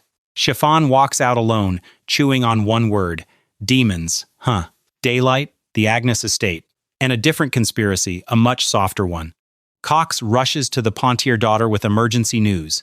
Joshua is returning, and a grand feast is being prepared. Cheryl performs total indifference. It fools no one. Cox recaps anyway. The boy went from concubine's son to the first mana user this young in the Empire's history. Then, the darker half of the briefing. A spy reports the mercenary king, barbarian commoner-born Axemaster, one of the 12 superhumans who sit just beneath the 9 stars, has secretly allied with Marquis Crombell, the Empire's second greatest fortune, second only to her father's. A silent territorial war is coming, and money alone cannot win a war. Cheryl deduces the rest without help. That's why her father is pushing the engagement with Babel. She is the price of Duke Agnes's protection. Cox, gently insubordinate, says what a retainer shouldn't. He knows her interest in Babel is theater. Her act around Joshua didn't look like acting. Have one serious conversation with the boy, he urges, before it's all arranged over her head. Blushing to her hairline, she orders the meal arranged before the departure. Alone, she asks the balcony, I wonder if it'll be okay. That night the estate erupts fireworks, a grand feast, drunk knights inflating their kobold counts by the hour. Joshua slips out early. The young blonde knight from the subjugation walks him out, calling him my liege, like it's already settled law. It isn't a joke. After what he saw in that forest, the knight intends to serve Joshua as his lord. Joshua points out he has the right to refuse an oath. The knight counters, You're not ignorant enough to refuse a subordinate who'll be a master someday. You're more arrogant than I thought. Thank you for the compliment. I'll think about it, Joshua says, which is not a no. Alone in the corridor, the word subordinate opens an old wound. In his past life, people begged to follow him and he refused every single one so that Kaiser would never grow wary of him. He gave up armies for that friendship. And the Duke's question surfaces with the memory. How does he know Drachabel Grace? Simple. On the day he was betrayed, a man he'd counted among his good friends was standing there too. An old butler startles him out of the memory with a summons. A meal is waiting, and everyone is in attendance. Joshua reminds him he excused himself as unwell. It is not the feast, the butler says. It is a private table, prepared by Duchess Vanessa, and your mother, Lucia, is already seated at it. Remember the instruction over the wine glass, the first and last meeting? It's tonight. Joshua goes very still. What did you say? The private dinner is staged in the grand dining hall, and Joshua walks in already knowing the genre. His face lights up anyway. Mother! Across the table, the Duchess herself does the welcoming. The first room the stepmother and the bastard have ever shared. Her escort knight opens the scoring. Mind your manners, boy. You stand before the Duke's wife. Joshua answers with a flat, dead, killer's stare that the man will be quietly furious about all night. Lucia, oblivious to the currents, prompts her son to pay his respects. So he bows and detonates one word. I'm Joshua, AGNUS. Watch the gracious mass crack in real time. Agnes, the bastard, used the family name. She swallows it whole because after tonight, she reasons she will never need to see him again. The knight announces the news for the table. Joshua is a recognized C-rank knight, and the Duke is taking him to the academy in the capital. Lucia glows. Her boy, a knight. The Duchess frames the evening as a congratulation dinner. Let's put every ill feeling behind us. The feast rolls out, plate after plate. She toasts the dinner she prepared so very personally for Lucia and Joshua. And the panels curdle a chewing mouth in dark red, a smirk arriving half a second too slow. Joshua raises a hand 1 moment before we start eating. He performs gratitude. Lavish, extended, theatrical gratitude. Then declines the food entirely and wonders aloud why the Duchess barely has a plate in front of her. Because he has survived this exact play 1,000 times, an untraceable poison slipped into only our dishes. She deploys the classic. Watching my figure, he counters with a compliment sharpened to a point. A woman like you needs no such thing. Inside she is screaming, did he realize? How? And then he says it, smiling like a child. You're deep in thought. It's not like you put poison in our food, right? The escort knight erupts at the joke. The joke answers back in red aura. No, what you are doing is disrespect. Who do you think you're talking to? A grown knight buckles under a 9-year-old's controlled killing intent. Then Joshua names the real confession in the room. Judging by Sir Chiffon's reaction, it wasn't a joke, was it, Duchess? You really did poison our food. Chiffon draws steel at a dinner table. Insulting royalty means instant execution, Duke's blood or not. Poison first, now a blade. Joshua's patience files for retirement. I can't overlook things anymore. Chiffon staggers mid-draw at what he's sensing.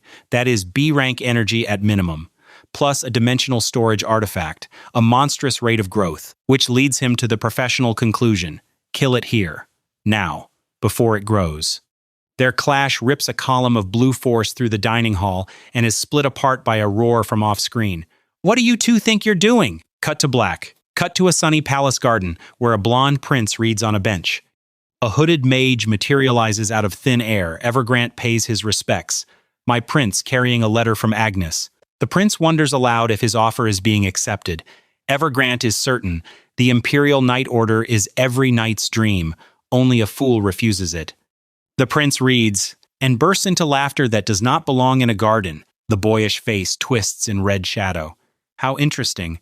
Joshua, the fool, refused. Freeze on the moment that roar interrupted. Chiffon mid-lunge at a child. His inner voice on the record, better to kill him here before he grows. The Duke storms in between the two mana wreath fighters. "What the hell are you doing?" Then, colder, with a name attached, "I asked what you are doing." Chiffon.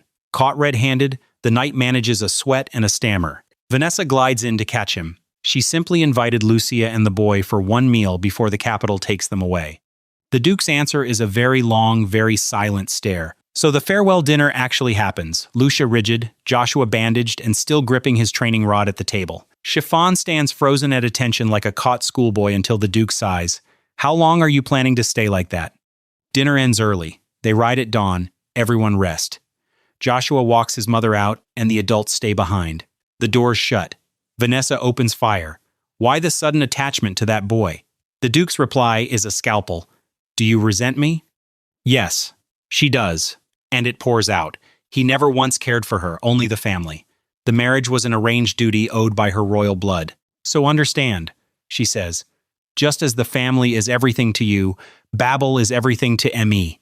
Touch that, and she will not sit still." He lectures her about a great noble's basic courtesy. She plays innocent exactly one time too many. And he detonates. "You thought I didn't know?" The wrath fills the room like weather. He knew. The poison, the blade, all of it. He has always known. Down the corridor, Joshua delivers his rattled mother to her room. "What in the world happened? Why won't you tell me anything?" And files the evening under an old category. 2 lifetimes in, and he is still making his mother worry. A knock at his door. "Young Lord Joshua, it's Cain," checking on him, by way of the butler, which quietly confirms the last suspicion of the night. The butler is hers too. The poison was real, and Vanessa's hands reach everywhere in this estate. Cain endorses the capital plan. The academy is somewhere his young lord can finally grow safely. Then he kneels and gets to his real business. "Will you give me the honor of serving you as my liege?" Joshua tests the offer honestly. The path he'll walk is bloody and drowned in criticism. This is the wrong place to play at being knights. Still want to follow? "I will believe and follow my liege even down a road soaked in blood," Cain answers, betting his one life as a knight on this single choice. He offers his sword overhead. Joshua grips it, smiling. Of course, the first sworn knight of his second life. Next morning, the estate turns out in ranks. A drawn sword salute arch over the departing riders. The Duke checks in twice. "Will you be all right, and is one attendant really enough?" Joshua, "Have you forgotten how I've lived until now? One person is already too many." The final salute is interrupted by a "please wait" and a red blur. Cheryl. She curtsies an apology for showing her face. It would simply be rude not to see them off. The Duke notes she looks recovered, then teases that he liked the tomboy version better. He never did get a daughter. "Then should I act like I used to, Juicy?" Her escort ages a decade on the spot. Invited along to the capital, her father is in a cardi anyway, she declines. She has a promise to keep with Cox's partner, Anna. Anyway, and she's already skipping toward Joshua's horse. "I have something to tell you." Then, watching him tense up, "Relax, something to give you." A golden crest locket, pressed into his hands. "This is the symbol of our family. Visit us," she says. "Once you reach Accardi." The chapter closes on Cox's full-body meltdown. "Young lady, you cannot just hand that to people." The farewell refuses to end. Cheryl, in actual tears, now presses a keepsake pendant on him. An apology, she insists, for her earlier rudeness. The escort knights gossip at exactly the wrong volume. The princess fancies him. A love letter no knight could refuse. Joshua accepts it for the least romantic reason imaginable. Refusing her publicly breeds rumors. Besides, in 5 years he'll be too strong to bother hiding who he is. The goodbyes wobble into comedy. Cheryl slips, calls the Duke Ahusi, and nearly perishes correcting it. The Duke belly laughs and promises to send her alcohol-loving father some debelu, the famous liquor of the Heart Kingdom. And then, riding out, he drops a quiet warning on his son. You may not know yet what it means when a noble family's daughter gives you that symbol. 3 days' ride away, the imperial palace already knows everything. A green-haired retainer kneels before the throne. Duke Arden von Agnes and his second son reach the capital within 3 days. And one more thing. The boy rejected Prince Kaiser's invitation to the Imperial Knight Order. The emperor scoffs on Q, a concubine's second son, throwing away status. Then the letter is quoted for the court. He needs no prince's recommendation. He will obey the empire's laws and follow the emperor's will. And the scoff becomes a grin. The boy means to climb in on his own strength. 4 days later, the Agnes family's private mansion in Akardi, quiet and modest by ducal standards. Joshua, his mother, and Cain settle in. Cain, it turns out, spent his childhood in this capital, which itches at Joshua's memory. No Knight Cain existed in his previous life. Either the man hit his limits, or he vanished with the family's downfall. Not this time. Loyalty gets repaid. He sizes up the mansion's thin security, then heads out alone. Cain stays. Protect my mother. Downtown Akardi, at night, a 9-year-old walks into a shop he remembers from decades in the future. The keeper treats him like a lost child right up until the passphrase. I've come to find a red coin, buried deep in the Raulf River. A hooded guide appears out of nowhere. Because what Joshua is shopping for tonight is an informant network that can retrace the past he already lived. The tavern front hums along innocently, while the staff quietly lose their minds. The small child follows informant den etiquette perfectly. The guide leads him down through door after hidden door. Trust, he explains, is this industry's lifeline. Joshua's contribution. Sigh. Another door? The third underground room is the destination, a place where information trades hands anonymously, through a hole in a wall. Instead of using it, Joshua turns to the hooded man beside him and calmly ruins the anonymity. You're no guide, you're the branch manager himself. A figure whose very existence regular members aren't allowed to know. How? Joshua watched how everyone treated him on the walk-in and did the arithmetic. The shaken man concedes the room, then takes it back with one sentence, naming his guest, the second son of the Agnes family, young Lord Joshua. A 9-year-old walked into a spy den anonymously. The spy den knew him first. Blown cover, meet negotiation. The hooded man introduces himself properly. Zero, head of the Moondoor's Akardi branch. How did he know? Please. The Duke buried the boy's identity. And it didn't matter. Joshua is currently the most talked about person on the continent. Not knowing would shame the profession. Zero offers first-grade information at a discount. Call it an investment in the young lord. Joshua's reply is a probe dressed as an apology. You go by Zero, so I assumed you could pull 0th grade information. My mistake. The broker's sweat confirms that grade isn't supposed to exist outside the inner circle. Commission 1. Locate the heirloom of the ruined Orvis Count family. He has 1 week. Privately, Joshua is playing a different game entirely. The heirloom is bait. 2 birds, 1 stone. Then he flips the whole table, citing the Moondoor's own secret legend. A red coin buried in the Raulf River, whose bearer earns the Moondoor itself. Zero stops breathing. That legend lives with a select few. Who are you? The answer is a V sign from a 9-year-old. Accept my conditions and I'll find that symbol for you within 3 years. Condition 1. Not a word about me ever leaks. Condition 2. Everything the Moondoor knows about Dracia Bel Grace. Zero chokes on the name. The war god? Dracia Bel Grace? Am I worth investing in now? 2 months pass. Joshua spars daily against instructors, grinding this small body back toward its former strength. And he wins the one war children aren't supposed to win, talking his mother into moving to a safer estate. No parents, as they say, ever beat their children. A week before academy admission, the young lord is dining somewhere with imperial chef prices, quietly fretting about the Moondoor's 2 months of silence. Zero strolls in mid-course and hands over a small scroll case. The heirloom's location? He waves the entire fee with a smile that pries a little too hard about whether the item has special powers and gets told to stop fishing. Nothing new yet on the other request, and he's gone. Joshua opens the case. The report reads like a murder disguised as history. The Orvis, battle mages who stood on par with the Rebrekas. Their family head beat near master knights with spell work and coined the very idea of the battle mage. The king of Terra, the kingdom of magic itself, tried to poach him. And decades ago, the family was annihilated by Avalon's own imperial family. Joshua's takeaway goes into the permanent file. This empire purges its own nobles. The heirloom trail dead ends at a name, Baron Accent. Cain supplies the rest. Baron Accent Provalum, the underworld's great merchant of the night. Every black market item passes through him at least once. Also, and Joshua needs a moment with this, the man is Viscount Beeg's brother. Then a voice cuts across the restaurant. Young Lord Joshua, Count Rubrica. Purple hair, glasses, a blue-haired maid in tow the famed magician family, walking uninvited into his evening. Across the city that same night, a mansion built in the middle of nowhere, with money that screams black market. Inside it, the bald, scarred Baron Provalum is bent double, groveling before an unannounced guest.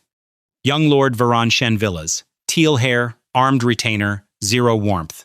The deadline for our promise, he notes, has already passed. Provalum. Back at the Baron's mansion, the merchandise in question is elves. Provalum pleads how rare they are. Varan is not interested in rarity. 1 week to procure them, the or else goes unspoken, which is worse. After he leaves, the Baron gulps water like it's a life-saving procedure. My lifespan shortens every time I meet him. Deliver, he tells his aide, or everything they've built crumbles. And the captions finally name the tormentor properly. The only son of Marquis Villas, a military house holding the Emperor's complete trust. Varan Shen Villas. Back at the restaurant, Joshua is cataloging his dinner guest. Count Poncel Jin Rebreca. Weak-bodied, gentle, formal, even to commoners. Nobles sneer at him for all of it. Commoners would die for him. In Joshua's book, that's the good kind of ignoble. The Count chats. And chats. Joshua, privately, was this kid always this talkative? Because the Count is younger than the man he remembers. Beside him, the blue-haired daughter fidgets and manages a shy young Lord Joshua. Then the doors bang open. An entourage barges in, annoyed that other diners exist, offering to clear the room, until their lord says, wait. Varan's eye has caught the Count's daughter. The panels go full beauty splash. Was there such a lady in Accardi? He probes her first time in the capital, which family, and collects a perfect, dead silence. His knight fixes it with a title, Varan Shen Villas, son of the Villas Marquis family. Show some courtesy. The Count reels a scion of the 12 families, here, and hastily pays his respects. Varan stares past him at the boy. And you are? Hold that thought, and rewind an hour, to a carriage. Knight Mucker doubts Provalum can find elves in a week. Varan agrees. It's probably impossible. That is the point. His doctrine arrives like a lecture. Intimidation is the one thing a king needs, a magic spell that makes anyone submit. Let the Baron fail. Let his fear hit its ceiling. Then trample him and follow with mercy. He'll be obedient forever. Mucker fawns. Varan, bored, orders them to a good restaurant. The famous one, where the Imperial Palace's own chef cooks. Back in the present, the Count answers the sneer with his name, head of the Rubrica family, Poncel Jin Rubrica. Mucker whispers the significance into his lord's ear. Varan's eyebrows concede surprise. It changes nothing. He doesn't want the Count's apology. The ill-mannered daughter will apologize herself. Cain's teeth grind in silence. The insulted party is being ordered to grovel because a family name says so. Varan raises his hand at the girl. Her father lunges bodily between them. She can only stammer through tears while Varan screams about courtesy. And a calm voice cuts the room in half. Stop messing around. The smallest person in the room is smiling. Marquis Villas must have so many worries, with his only son being such a simpleton. Varan sputters something in the shape of rage. Mucker draws. You're asking to be killed. Reveal your identity. Joshua's grin sharpens. A trained swordsman knows the weight of a drawn blade. You will take responsibility for yours. Then he flattens the veteran with killing intent alone. No weapon, no movement. Mucker crumples, deaf to his lord's screaming. As for the identity demand, the boy answers across a dining room gone graveyard quiet. My name is Ash. Ash Ven Frederick. A hollow-eyed Varan numbly repeats it. No need to keep repeating it, Joshua smiles. I'll engrave it into your memory, starting now. Meanwhile, far north in Loch Castle, at an hour when honest people sleep, an information guild is in session. The fat castle lord drools through it at the table.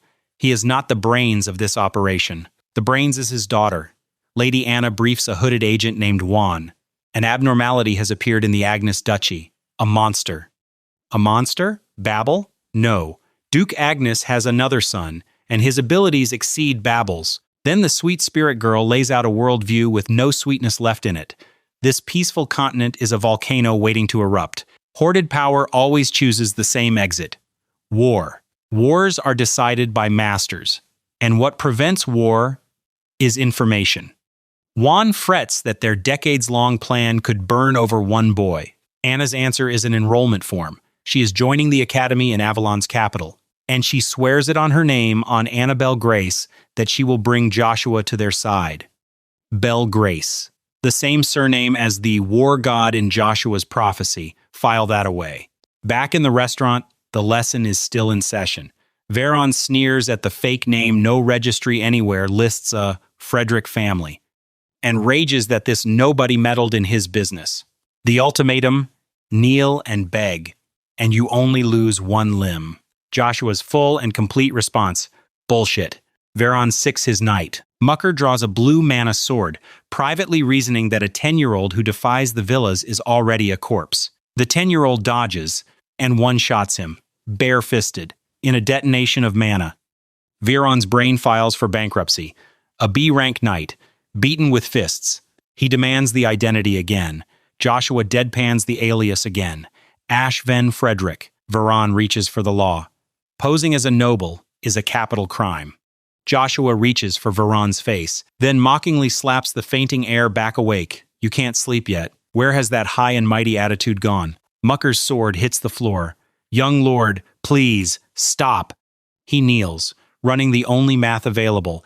Mana-clad fists mean A rank at least. A child from some hidden family the world doesn't know. Joshua restates his code. A knight who draws must take responsibility. I am not generous enough to give my enemies mercy. Mucker goes forehead to the floor. Take my arm. I failed as a knight. Just forgive young Lord Varan. And something old moves behind Joshua's eyes. He knew a knight like this once. An idiot who would dedicate everything for his sake. The no mercy policy stays on the books. But instead of an arm, he takes the ring. The villa's family ring. Straight off Varan's finger. I'm staying in the capital. Tell him to come find me if he wants his family's ring back. Otherwise, it goes to the black market. On the way out, Cain suggests his liege is a touch temperamental. Joshua's advice, don't follow my example. But don't I need charisma too? Iselin bows in silence, then trots after Joshua, abandoning her startled guardian mid-blink. Final image. Mucker panting beside a spread-eagled, unconscious marquis heir. While the Count's bespectacled man grins awkwardly. Sir Mucker, I'll guide you to the nearest clinic. Dawn at a temple in Akardi, a goddess statue, praying priests, serenity, shattered by a scream from across the city. It's the marquis heir, awake at last, discovering his bandaged face and ordering Mucker to drag that bastard to him. Mucker's response is a kick that puts his own lord on the floor. You useless insect, you lost to a 10-year-old. Varan vows to butcher the boy's family. Mucker refuses flatly. There's no justification, and if word escapes that the villa's heir was flattened by a child, the family's honor hits the floor beside him. Kill the witnesses then, like always, and here Mucker plays the card that ends the tantrum. Ash Ven Frederick took the token of our family. Varan pats his chest for the ring, pats it again. It's gone. Joshua pickpocketed the villa's family ring mid-beatdown. Mucker counsels the humiliating truth. The boy wants Varan to come fetch it, so they'll send a substitute first. At his lodging, the boy in question is toying with the ring and narrating the enemy playbook for fun. Varan won't come himself. They'll send someone high enough in status with zero risk of leaks. And rumor says the Knight of Akardi is managed by one Accent Provalum, though the one who truly rules that night is the villa's young master. Every thread is the same thread. His escort quietly reruns the restaurant scene in his head. The temper tantrum against one of the 12 families. was planned. All of it. Then a gentler visitor, Iselin, shyly thanking him for saving her family from disaster. And Joshua looks at this soft-spoken girl and reads a page from the future. The continent's next grand sorceress. A slaughterer who shed neither tears nor blood. One frame of memory to prove it. An adult Iselin kneeling with her staff in a cathedral of ice. Present-day Iselin pledges her family will testify for him against anyone, even the imperial family. He declines and banks a future favor instead. Anything for you, she beams. Notice how the scene is framed. Through the window. From outside. Joshua glances at the glass and smirks. Across the rain-lashed rooftops, a hooded spy is suddenly running for his life. His stealth isn't supposed to be found out by a master. The boy spotted him instantly. Which means the intel is real, the child didn't luck into the moon door. The plan must change, and he dreads what the master's judgment will be. That night, the substitute arrives right on schedule, Baron Accent Prevalum. He watches Iceland's carriage leave, confirms the address, and is greeted with, "Faster than I expected." The Baron bows deep to the son of the Frederick family, privately refusing to believe it's really this child. Even the escort clocks the anomaly. A baron with near high noble power, this courteous to a countryside noble's kid. The business. As Lord Varan's substitute, he humbly requests the return of the villa's family treasure. Joshua dangles it. Varan comes himself. Or I melt it down. Prevalum pleads that the young lord needs rest. He hasn't even woken up while his inner monologue files a complaint. This goddamn brat. Joshua relents exactly 1 inch. Bring the night mucker. Then we talk. Oh, and one more thing. The rings on your hand look quite expensive. Hand them over. On the night road home, Cain reviews his liege's performance. You extorted a treasure without a flicker of expression. You're a demon. Not extortion, Joshua corrects. A fair trade, Prevalum got to keep his chance. Besides, look at what the Baron was wearing, the Orvis family treasure itself, the ring called the Elf's Tears. Cue the legend. Humans found elves fascinating. Then humans hunted them.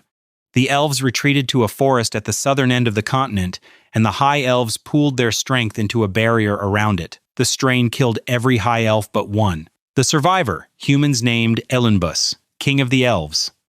Centuries later, the one man who knew the forest location, Zirith Dick Orvis, last head of the Orvis family, was killed. Officially, missing. He died without revealing the secret. Elenbus learned too late, crossed to the continent, and found the last Orvis descendant fallen to servanthood in a stranger's house, and wept. The tears seeped into the family treasure. The world later named it the Elf's Tears. The last descendant died of illness. What remains is a ring soaked in that whole story, holding a power that, for now, refuses to wake. At the mansion gate, Joshua doesn't go inside. He has a favor to ask. The preamble. He needs subordinates he can trust his back to. He has no use for people who would die in front of him on a battlefield. The favor. When Joshua enters the academy, Cain leaves. Go to where the Duke is. Become Lady Lucia's guardian knight and learn the sword from the Duke himself. For me. Cain protests the arithmetic. A knightless, unknown countryside noble will be food at that academy, and Varan Shen Villas is a student there. Joshua's answer is to bow his head. A request, not an order from a liege. Cain is shaken to the studs, his lord bowed, and must have petitioned Duke Agnes personally to arrange all of it. He accepts, then dares a counter-request of his own. Make it so I never have to bow my head to anyone but you. I swear it upon my name. And under the crescent moon, Cain pledges himself, in your care from now on, my liege. Now zoom all the way out.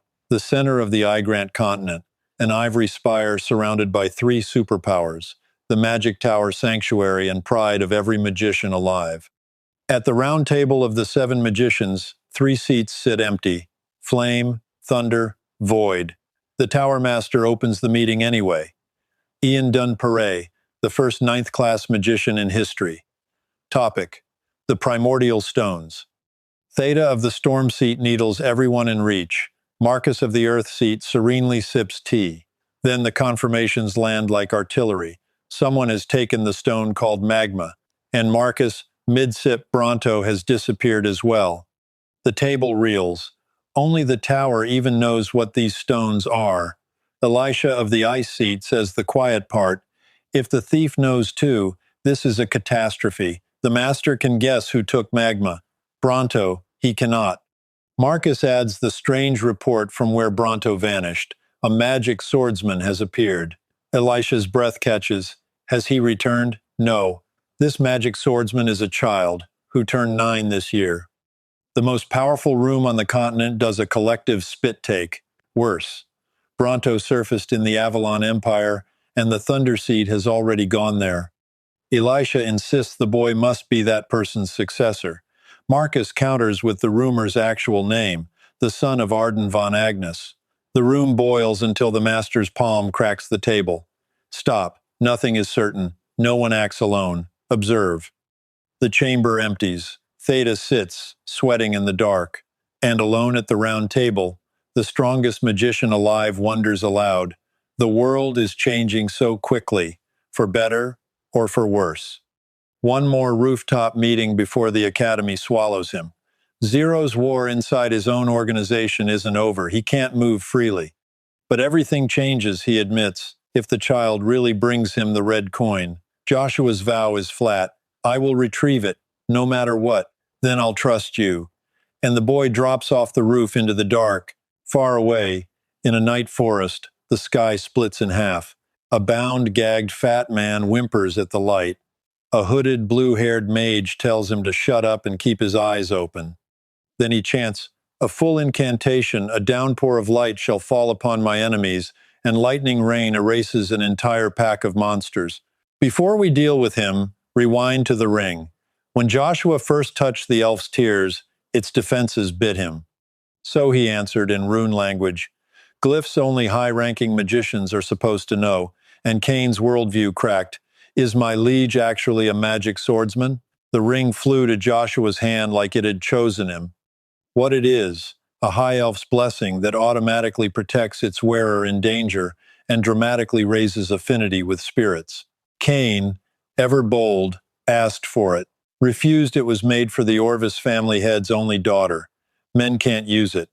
It's going to his mother, the deadliest child on the continent, extorting barons at dinner to get his mom a protective ring. Elsewhere, Zero kneels before a communication orb. I greet my master. The red coin's master takes the surprise call. Zero's report. The boy is hiding far more than expected. The master already knows the child is special. Then the real news. The magic tower has started moving to find Joshua. One of the 7 magicians believes he is the descendant of Ainslot, the magic swordsman, and the tower is using the primordial stone as its official excuse. Count the hands now reaching for one 10-year-old, the Imperial Night Order, the magic tower, and the secret of the red coin. Back in the forest, the light show ends with monster corpses thudding down in front of the pale captive. The mage strides over. Now, talk. How does my magic compare to Joshua's? He rips the gag off. The captive blusters he is a noble of the Avalon Empire.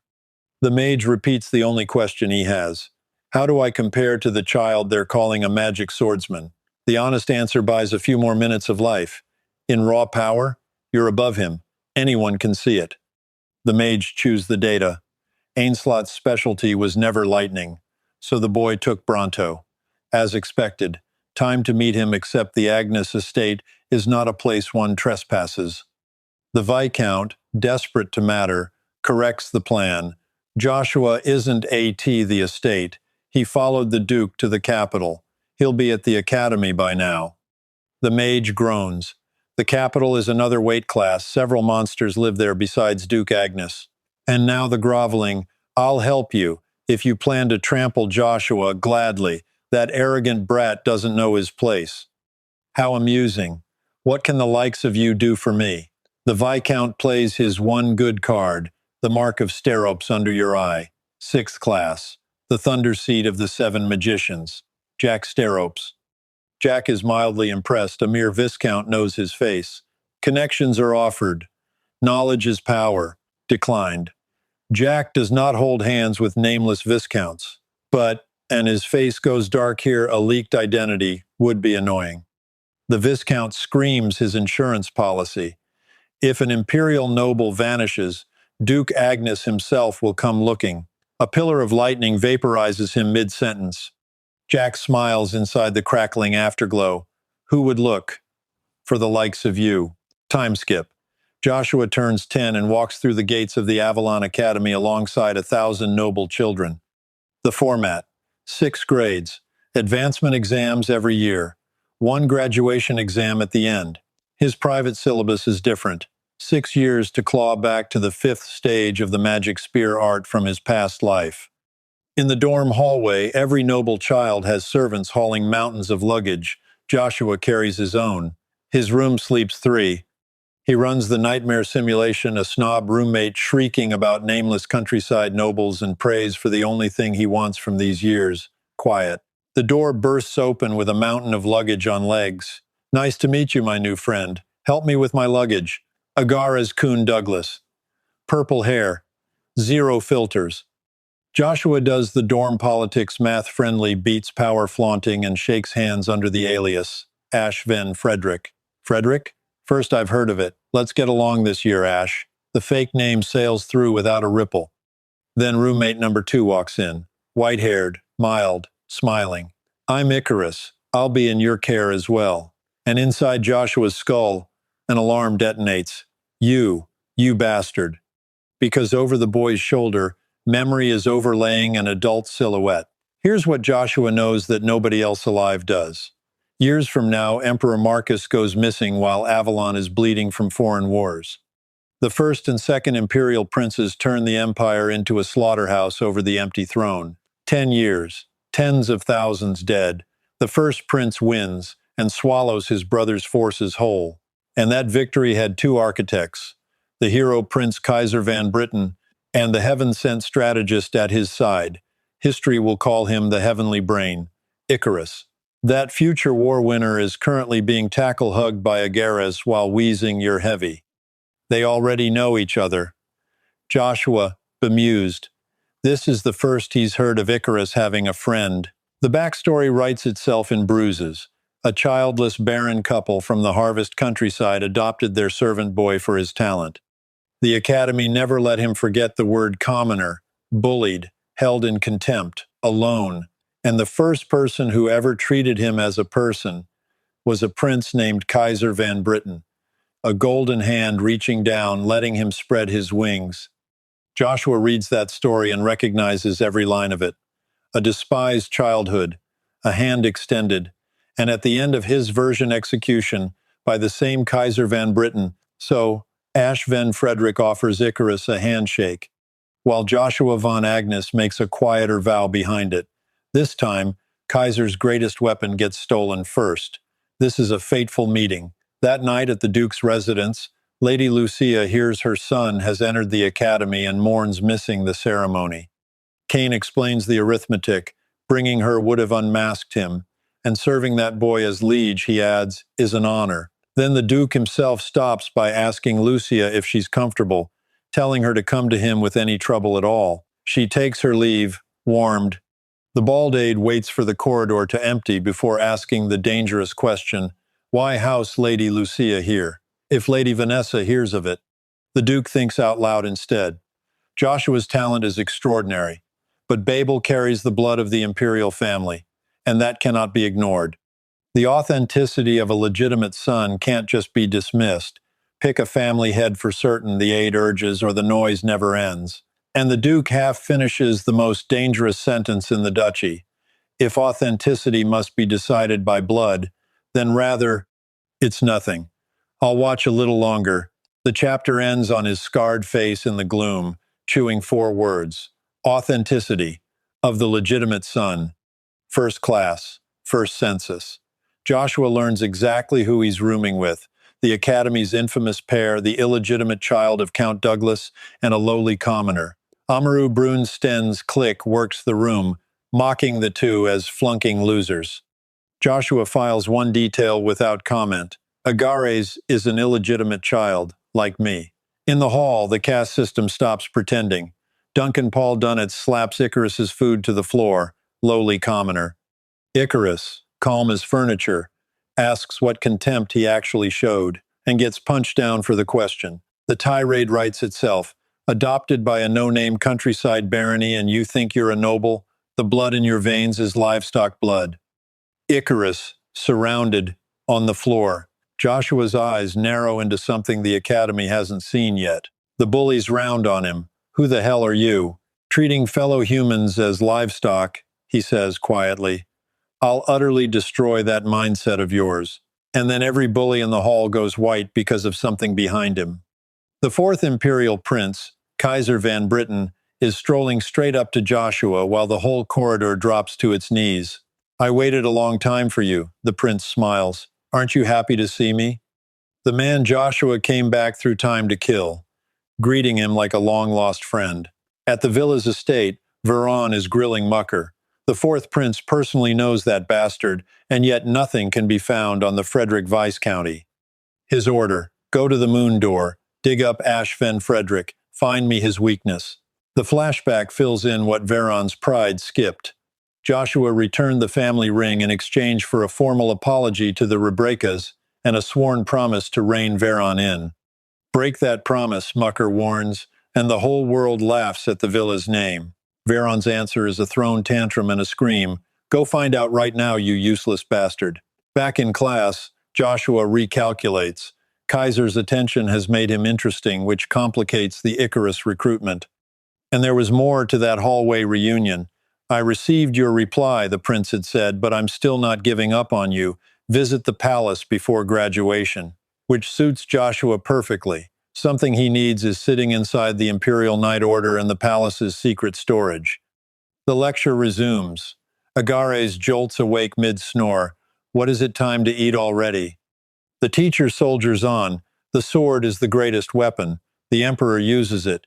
Duke Agnes, a 9-star, strongest on the continent, uses it.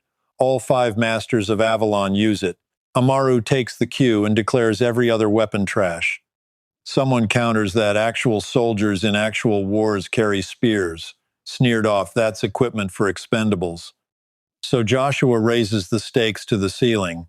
Actually, the sword is the worst weapon of all, especially the rapier, which can't even be used as a toothpick.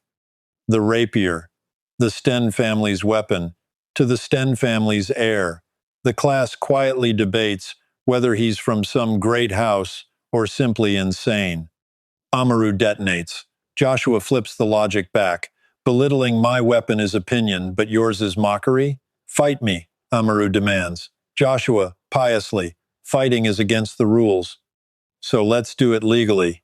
Tomorrow, practical swordsmanship class. At the teacher's desk, Amaru begs for the chance to defend his honor. The old man clutches his head. It had to be the Sten family and approves it. Wooden weapons only. Amaru grins. A wooden sword is perfect for breaking a body. I'll destroy you. And Joshua walks off wearing the smirk of a man whose trap just closed exactly on schedule. Back in dorm room 139, both roommates are in full crisis mode. Ash called the rapier trash.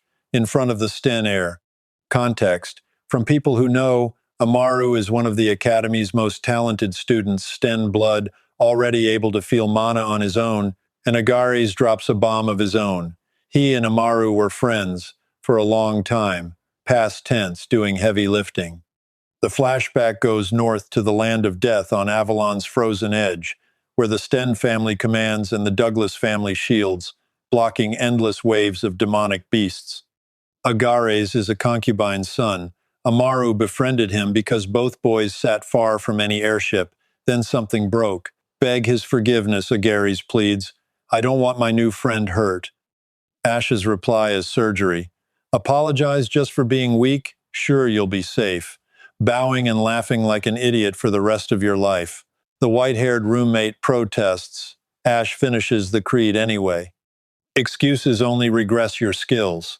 If you want to change the fate you were born with, work yourself to death for it, or live in someone's shadow forever. And he walks out, leaving 2 stunned boys and a slammed door. Across the city that night, a blonde, ponytailed man takes a numbered private booth at an information brokerage, Sir Mucker, shopping for dirt on one Ash Van Frederick. Money is no issue, he says. The young broker smiles and tests that claim. This particular boy receives the Moon Door's special treatment. The price of his file is 1 million gold. Mucker chokes. That's more than most cities collect in taxes in a year. Who the hell is he? The broker serenely suggests he go think it over. Alone, the broker's mask drops. Young Lord Joshua call this an investment. The absurd price was a message. Veron, weak against the strong, strong against the weak, will read it correctly and abandon his petty revenge. Just ignore pests like this, the broker murmurs at the empty chair. Find the red coin for us. End this long war. Until then, no investment in you is too large. Meanwhile, the academy doesn't restrict students after class. So every night in the Duke's capital mansion, Joshua trains in secret. The problem, restated, the divine and demonic energies in his body are water and oil. They will not mix. His solution, force stabilize them with Bronto's power. More, just a bit more. The training hall answers with a lightning cataclysm that lights up the district, and Joshua drops where he stands. The sky panels count the time. 3 days. He wakes sore in a cratered yard. Damage report. The power is incomplete but controllable. A little more refinement, and he touches the third stage of the magic spear art and unlocks that. He reaches for his spear. Gone. The composure of 2 lifetimes evaporates instantly. My Lugia, where is my Lugia? Are you an idiot? Sneers a voice, and something rips itself out of a rift in the air. Subspace magic. A glowing, bald, child-sized white spirit floats there, scolding him for sleeping 3 days where any enemy could stroll in. Then the introduction. The greatest one in the entire world, Lugia. Thank me and worship me. I've been protecting you the whole time. Joshua's spear has opinions, and a face, and a timeline problem. In his past life, Lugia's intelligence only surfaced at the 3rd stage of the spear art. It's early. It's in child form. Which plants a terrifying question: is Joshua not the only one who regressed? The gremlin reads his mind, first awakening. It explains smugly and warns him, your body is nowhere near ready. Know thyself before you know the enemy. Then the homework. The primordial stone's true power was never the element. Each hides something unique: extinction, regeneration, harmony. So what is Bronto's hidden power? Solve it yourself. Joshua starts immediately. Lightning as destruction would overlap with magma, the red stone, so it must be something else entirely. Answer that question, Lugia hums, and you're on the fastest road to your objectives. What did you say about my objective? The spirit's grin goes wide and demonic. What do you think? You need to take revenge. 3 days without their roommate, and the bill lands on Agares and Icarus. Duncan's clique corners them over Ash's disappearance. This place only becomes clean, they explain, after the weeds are ripped out. The professor bursts in, barking that student fights are strictly forbidden and threatens Duncan with discipline. While privately exhaling that with Ash Van Frederick gone, at least it ended here. I'm sorry I'm late, says the doorway.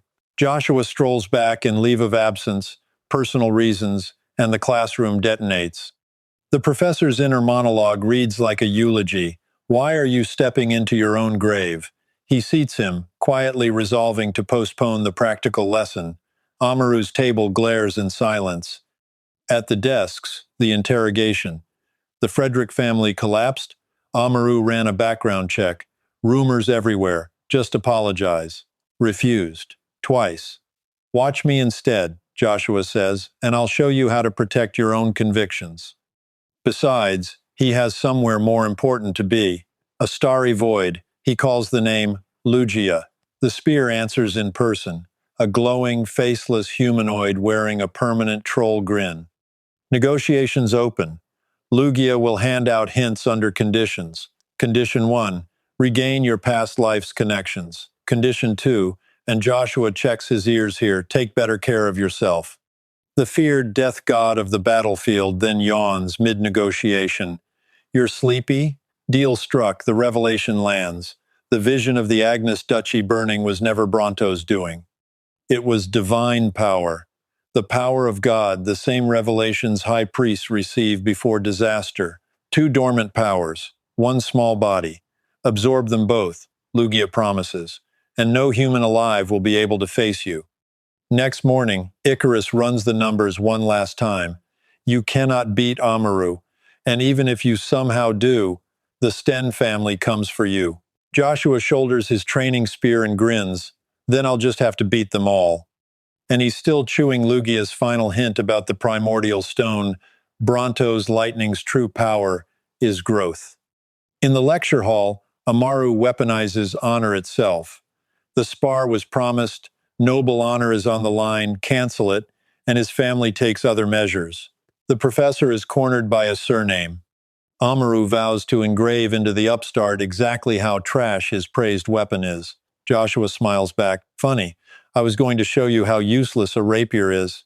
Boots march. Students stampede through the corridors. Hurry, we'll miss it. Does he want to die by Amaru's hands? The drill hall packs out, jeering at the spear. He's holding a spear? Ridiculous. I want to see him get beaten. Icarus makes one final plea to apologize. Joshua, that again? You're so persistent. Before the duel, Joshua springs a bet on the one boy trying to stop it. If I defeat Amaru Brun Sten and walk out of the Sten family's reach unharmed, I win. Loser grants the victor one wish. Why so reckless? Simple.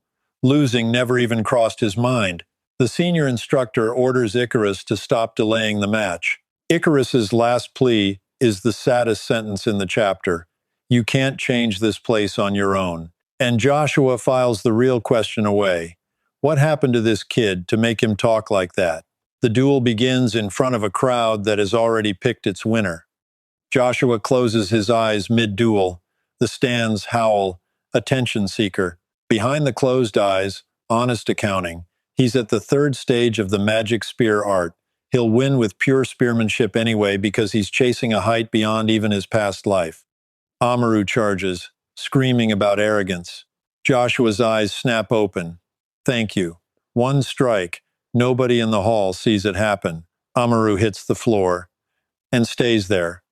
The crowd that was jeering 10 seconds ago is now a wall of dinner plate eyes, the instructor included. In the stands, a brown-haired trainee mutters that he doesn't move the way she wants him to and drops a name, Joshua von Agnes. And Icarus overhears it. Joshua von Agnes, she said. Meanwhile, the winner is doing inventory. Mid-duel.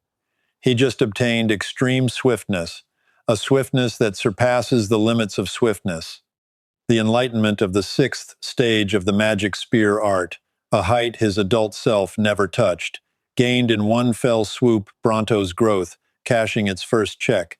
That night, the Academy's female dorm keeps a secret. Anna is a spy.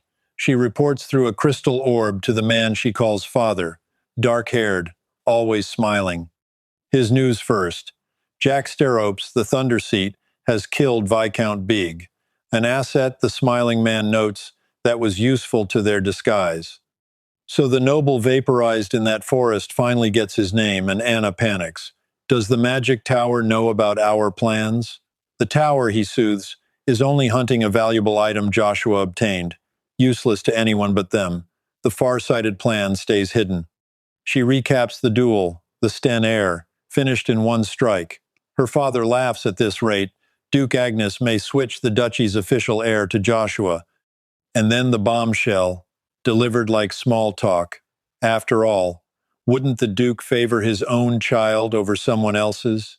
Anna. Pardon? Babel, not the Duke's son. Let that one sit. At sunset, the senior instructor conducts a polite interrogation. The Frederick Lord vanished years ago. That house was never martial, and nobody on this continent teaches spearmanship of that degree. Who in the world are you? I am Ashvin Frederick. The teacher lets the lie live, but issues a warning. This academy runs on an invisible hierarchy of family power, and Amaru's circle will now grind down every weak student around him. I will take full responsibility. The teacher's memory flinches. A child said exactly that last year, Simeas Kuhn Douglas, and Joshua reacts hard to the surname, Douglas, as in Agares. Then the 10-year-old grades the adult. Watching violence and blackmail happen under your nose, is that what a self-proclaimed teacher does? Cowardice is how bad habits live forever. The teacher tries one last kindness. A recommendation to the Imperial Knight Order. Declined. He already refused Kaiser's recommendation, and with Bronto's power awake, he won't waste years in academies or knight orders, but he won't run with his tail tucked either. I'm not a coward. And he walks out into the gold light, leaving the instructor smiling at the sunset, talking to a ghost. A coward, huh? Do you also think so, Simaze? The morning after the duel, Joshua is on a terrace quietly designing the academy's demolition when his victim walks up. Amaru Brunsten bows, 90 degrees. I made fun of the spear when I knew nothing about it. I apologize. Joshua recalibrates on the spot. This boy just swallowed the Sten family's entire pride in public. Then Amaru reveals his true, utterly shameless form. So, teach me. That extreme swiftness of yours. During the duel, he says, the attack's path was unforeseeable. He felt his whole body twisting before the lights went out. He wants that. Cut across the map. At the Agnes estate, Cain is face down in the dirt, bleeding, because Duke Agnes is training him personally. You think you can protect your liege with skills like those? A lightning-clad strike underlines the question. The Duke asks the interesting one, why so desperate that you even changed your main weapon? My liege promised that, other than him, I would never bow to anyone again. I believe in my liege's promise. Cain collapses. The Duke orders him treated, and smirks at the loyalty a 10-year-old inspired this fast. How amusing, Joshua. Back on the terrace, the teacher-to-be is quietly stunned by his new student. Amaru sensed the principle of rotation in one exchange. How did I not know someone like him in my previous life? He agrees to teach on a condition. Amaru feeds him information. On the Academy's circle, and on one name, Simaez Kun Douglas. In the Imperial throne room that night, the aide Jakin kneels with an emergency letter from the Swallow Empire. It must be from Dracia. The Emperor says the plan is being sped up, and Avalon's promised support is now due. No army Avalon's hand must stay invisible. Instead, two of the Empire's masters dispatched quietly. Dracia won't complain. Report 2. As expected, Joshua von Agnes has enrolled at the Academy under a hidden identity and one-shot the Sten heir.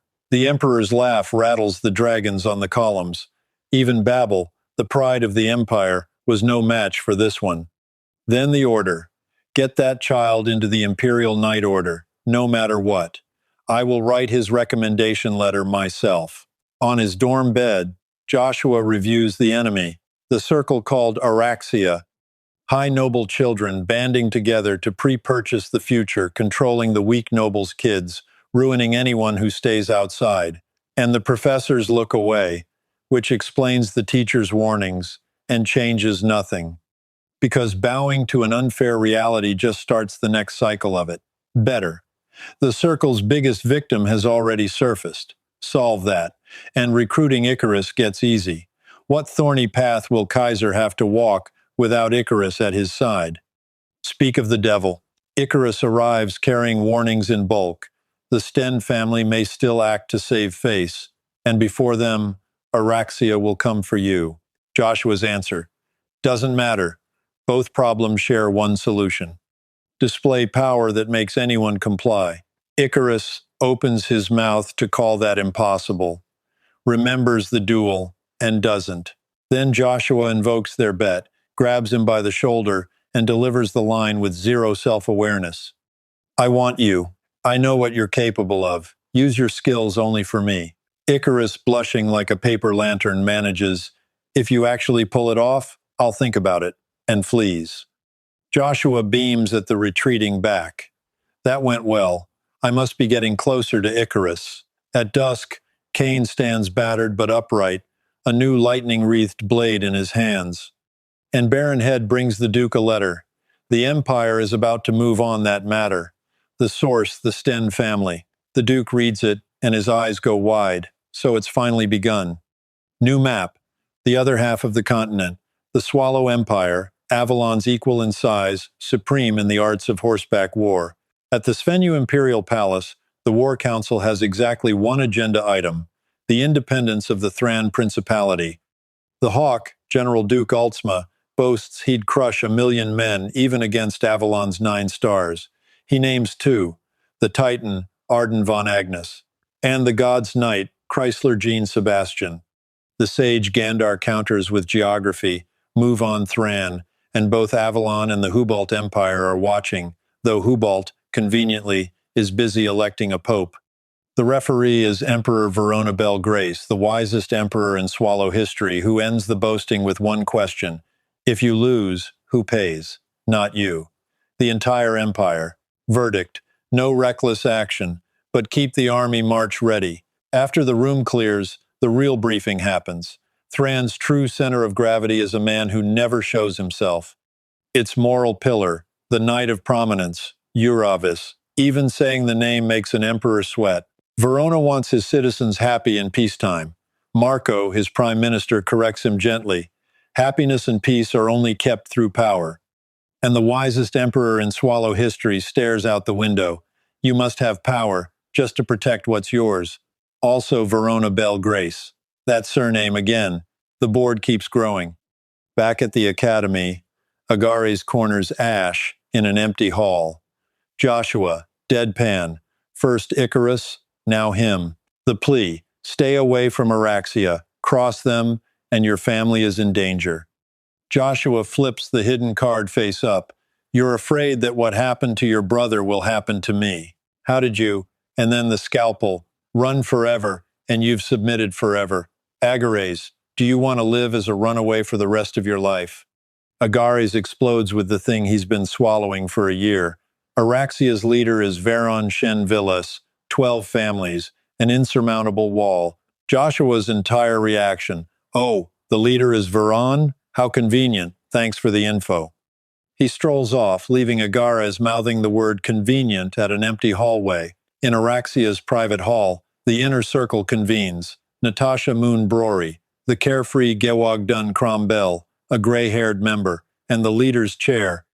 The agenda: Amaru flattened by someone named Ash without landing a single blow. Then Veron confesses the part that breaks the room. He took a beating from this. Ash himself. What? And rumor ties the boy to the fourth imperial prince. Could he be hidden royalty? Natasha's motion: recruit him. The gray-haired member seconds and moves to dump Amaru, who disgraced the Sten name. Veron refuses both. Amaru's brother matters too much to throw away. And above all, he will break that bastard Ash, just like Simi's Kun Douglas. In the corridor, Joshua sighs at his ruined calendar. So much for spending these years quietly. Footsteps. A summons leads him to a dim chamber where a hooded figure waits. Ash Van Frederick has answered the summons. The pale, blue-skinned envoy skips the alias entirely. Joshua von Agnes, by His Majesty the Emperor's order. I've come to relay his message. First, a detail that will matter within the hour.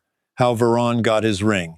A gift from his father, a reward for once helping the master of the magic tower. Joshua holds his own ring up to the window light and wonders if the plan needs moving up. That night, his residence receives a guest who doesn't knock. A masked agent of the Black Wind, the Emperor's die-for-him intelligence unit. The message is an ultimatum in formalware. You refuse the fourth prince's letter, so His Majesty invites you to join the Imperial Knight Order as soon as tomorrow. Refuse, and the Emperor digs into the expedient enrollment, has him expelled, and drags him in anyway. Alone again, Joshua reviews his past life killer's manners. So that's the famous personality. He does have a good eye for people. Meanwhile, the Academy Plaza is hosting a lesson in noble power. Veron's gang is beating Icarus bloody. Agares begs them to stop. A bully explains the sentencing guidelines. Your first sin was the wrong older brother. This time, it's the wrong friend. And Veron states the actual plan out loud. These two are hostages. Bait. Call Joshua here. You've done this before, haven't you? Before has a name, Simes. Flashback. A gentle purple-haired boy telling little Agares that different mothers don't matter. They're brothers. Then that same brother being beaten while Agares screams, told to know his place, and driven from the academy with a parting diagnosis, you will never walk again. Present-day Agares offered the exact same script live as a runaway, Spend your days quietly can only clench a fist. Icarus charges instead. You won't get your way anymore. He is smashed down. And still, bloodied, he sneers the truth at them. Hostages. That's the best you nobles could manage after failing to beat one person. A commoner. Talking back. The gang loses its collective mind. Veron handles it personally, stomping a half-dead boy while preaching the sermon of his class. This world runs on survival of the fittest. The strong prey on the weak. What makes nobles furious is trash trying to change the principle. Even his own crony panics, he'll actually die at this rate, and then everybody freezes. A voice from the shadowed path pronounces the full name. Veron, Shen, Villas. I'll make you regret it. Veron rages that none of this comes close to what Joshua did to him. Joshua's correction. The sin of laying hands on my friends is worse than you think. And through the blood, Agarez tears up around a single word. Father friends, you will be paying the price for it, starting now. Veron plants a boot on Icarus and plays his trump. He can destroy both boys' families and frame the whole mess on Joshua to have him expelled. Joshua stops mid-step. Veron crows. What can the son of a fallen family possibly do? The spectating nobles agree from a safe distance. Bravado. 3 of the 12 families are standing in that group.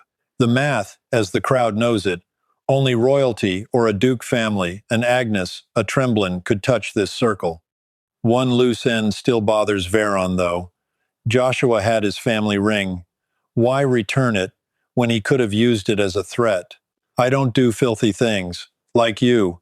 Delighted by the answer, Veron downs a mana vial and pours everything into his dawn ring.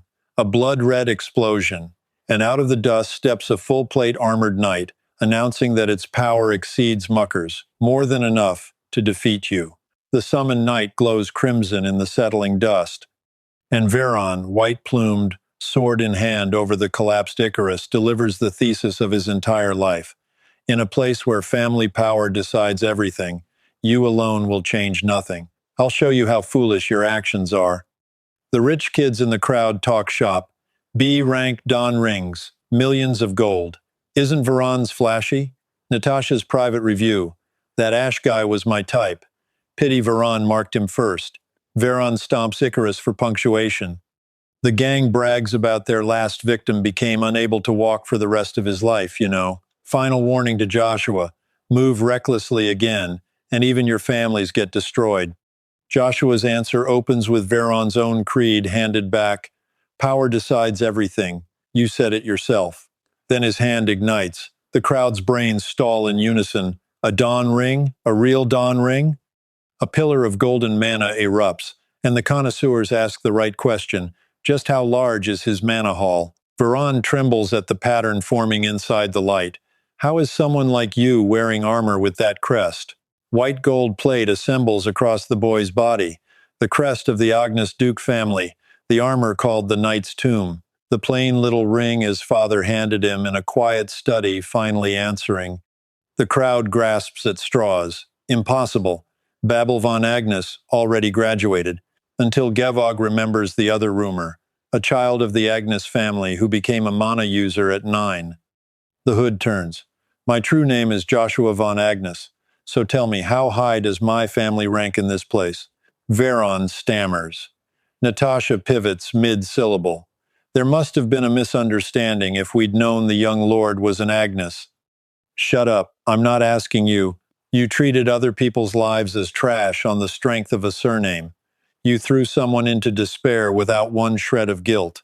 Gewog tries the membership card, we are successors of the 12 families, and gets it handed straight back.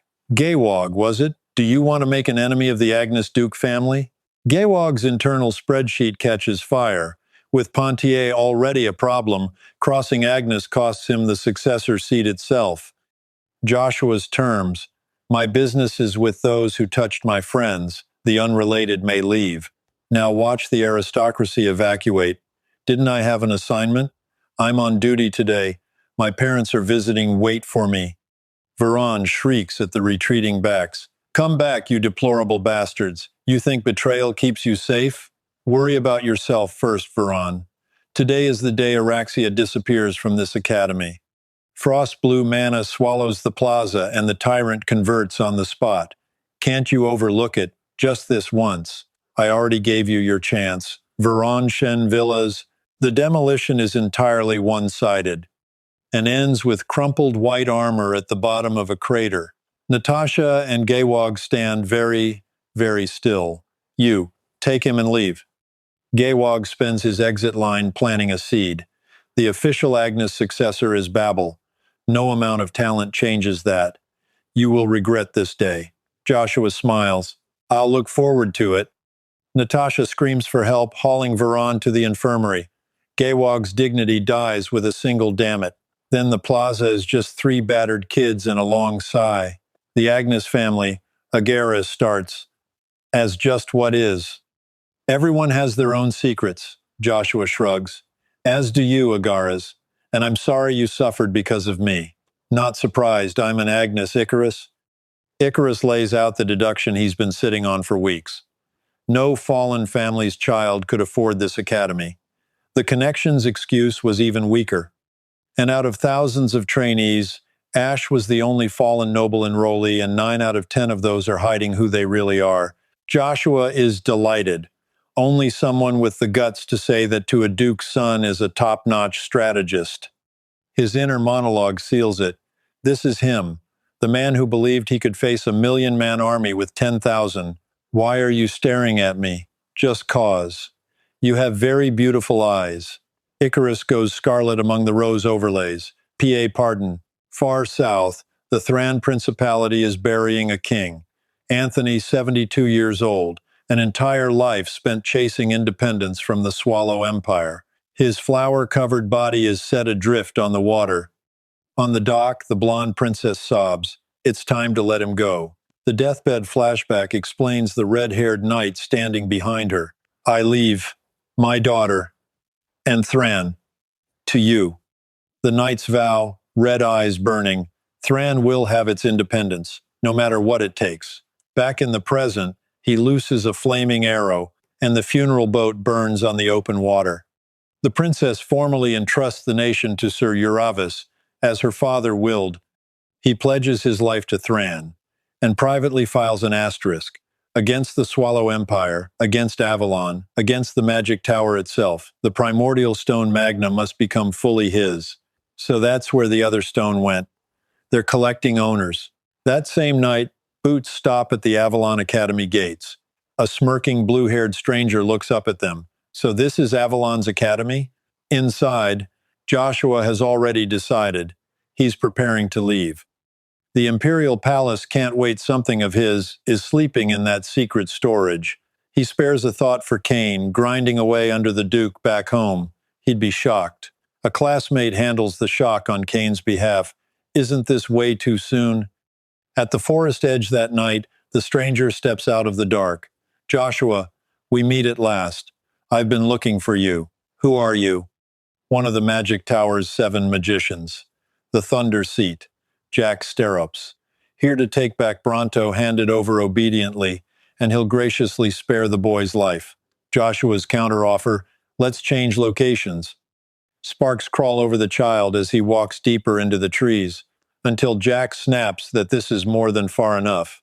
Joshua cracks his knuckles. He never intended to hand anything over. He wanted the Archmage alone. Round 1. Aura explosion. Swatted down. You must be the strongest of your generation, Jack observes. Unfortunately for you, I'm not part of your generation. He pins the boy and proposes a schedule. We'll start by breaking an arm. Now Lugia. The spear's ambush bolt hits Jack like a filed grievance and lays a 7 magician flat on his back, smoking. He gets up angrier. Rising inside a pillar of crackling energy, he demands the answer. The lightning that killed the Black Ogre, it comes from that spear? Do I have to tell you that? Privately, Joshua savors the punchline Jack can't see. Bronto isn't in the spear. It's already absorbed into him. The retrieval mission failed before it began. I'd rather die than open my mouth. Jack cackles at the misunderstanding. Who's asking you to talk? Mental magic, brain control. And the gloves come off. Class 4 spells fired by word casting alone. Lightning Blade. Joshua's professional alarm goes off. Nobody wordcasts Class 4. Jack promises not to kill him. Mental magic simply works best after extreme pain. Half dead will do nicely. Lightning Spear. Won't kill me, my ass, anyone would die hit by that. And the forest disappears into the blast. The smoke clears on a fight, not a funeral. Joshua is alive, coaching himself as he moves. Keep it simple. The mage's mana control is razor sharp and lethal at close density. Magic Spear Art, first form. Lightning Strike. For a mere brat, Jack snarls, you're full of tricks. Rich coming from a magician, the barrage begins. Chain lightning stitched back and forth across the clearing. Jack heckles through his own bombardment. Stop pulling obvious tricks. Entertain me. Damn, Roach. Let's see how long you keep dodging. Joshua's answer to all of it, he keeps closing the distance. Because nothing humiliates a magician like losing in close quarters. He says it out loud, mid-dodge. Then I'll let you taste that humiliation. Don't dodge, take it head on. And Joshua does. First form, thrown straight into a Class 4 lightning blade. He's blasted off his feet, and gets up anyway, panting against his spear. Jack strolls over, delighted. B-rank experts dropped to Class 4 magic, and the child took it head on. But this is as far as you go, Joshua. Last chance. Hand over Bronto. That's when Joshua notices the geometry, dozens of lightning spheres, quietly planted during the earlier attacks, ringing him like a closed verdict. One closed fist, Jack explains, and all of these cute little things rush you at once. Joshua refuses anyway. Then it can't be helped. The swarm converges and detonates. And out of the blast tears, stage 2, second form violent gale, the spear cyclone shredding the shockwave apart. Jack, cheek bloodied, is thrilled and furious in the same breath. You surprised me to no end. I was really trying to kill you that time.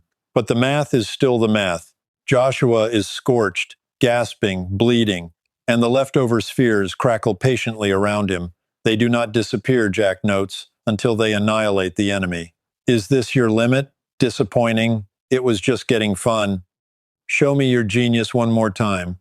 And he charges something red hot. The firestorm swallows the crater whole. Jack howls that he won't stop it this time, even if the boy is vaporized. You're on your own. The spell has a name, Rune Flare. And at annihilation's edge, the spear speaks. What are you doing?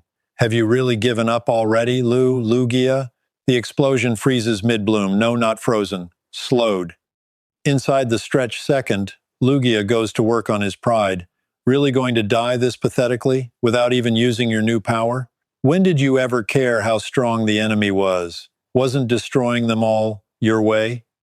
And Joshua grins through the blood. He has survived every battlefield there is. He collapsed a castle the world called impregnable. It doesn't matter who the enemy is. He plants Lugia's twin red blades into the cracked earth and says the name the Empire buried with him. I am Joshua Sanders. The name lands like a declaration of war, so let it echo. The man who destroyed whatever stood in his way. Who survived every battlefield. Who toppled the impregnable castle. I am Joshua Sanders. Across the crater, the seventh circle sigil under Jack's eye glows as the Archmage cackles at a dying child talking like a legend. Magic Spear Art, Stage 3, Path of Asura. The spear leaves his hand like a falling star. Jack panic casts the emergency exit blink, the teleport that has saved his life 100 times. The attack catches him anyway. How? The blast answers for it, and Joshua limps over to retrieve a spear slick with someone else's blood. He stands panting over the downed 7 magician who is muttering deliriums about demonic energy and divine power. Then Joshua coughs blood across his own hands. The honest ledger from the winner himself. If Jack hadn't dropped his guard, the corpse in this crater is Joshua's. And the bill arrives anyway, violet backlash lightning racking a 10-year-old body that was never rated for this. The world grays out.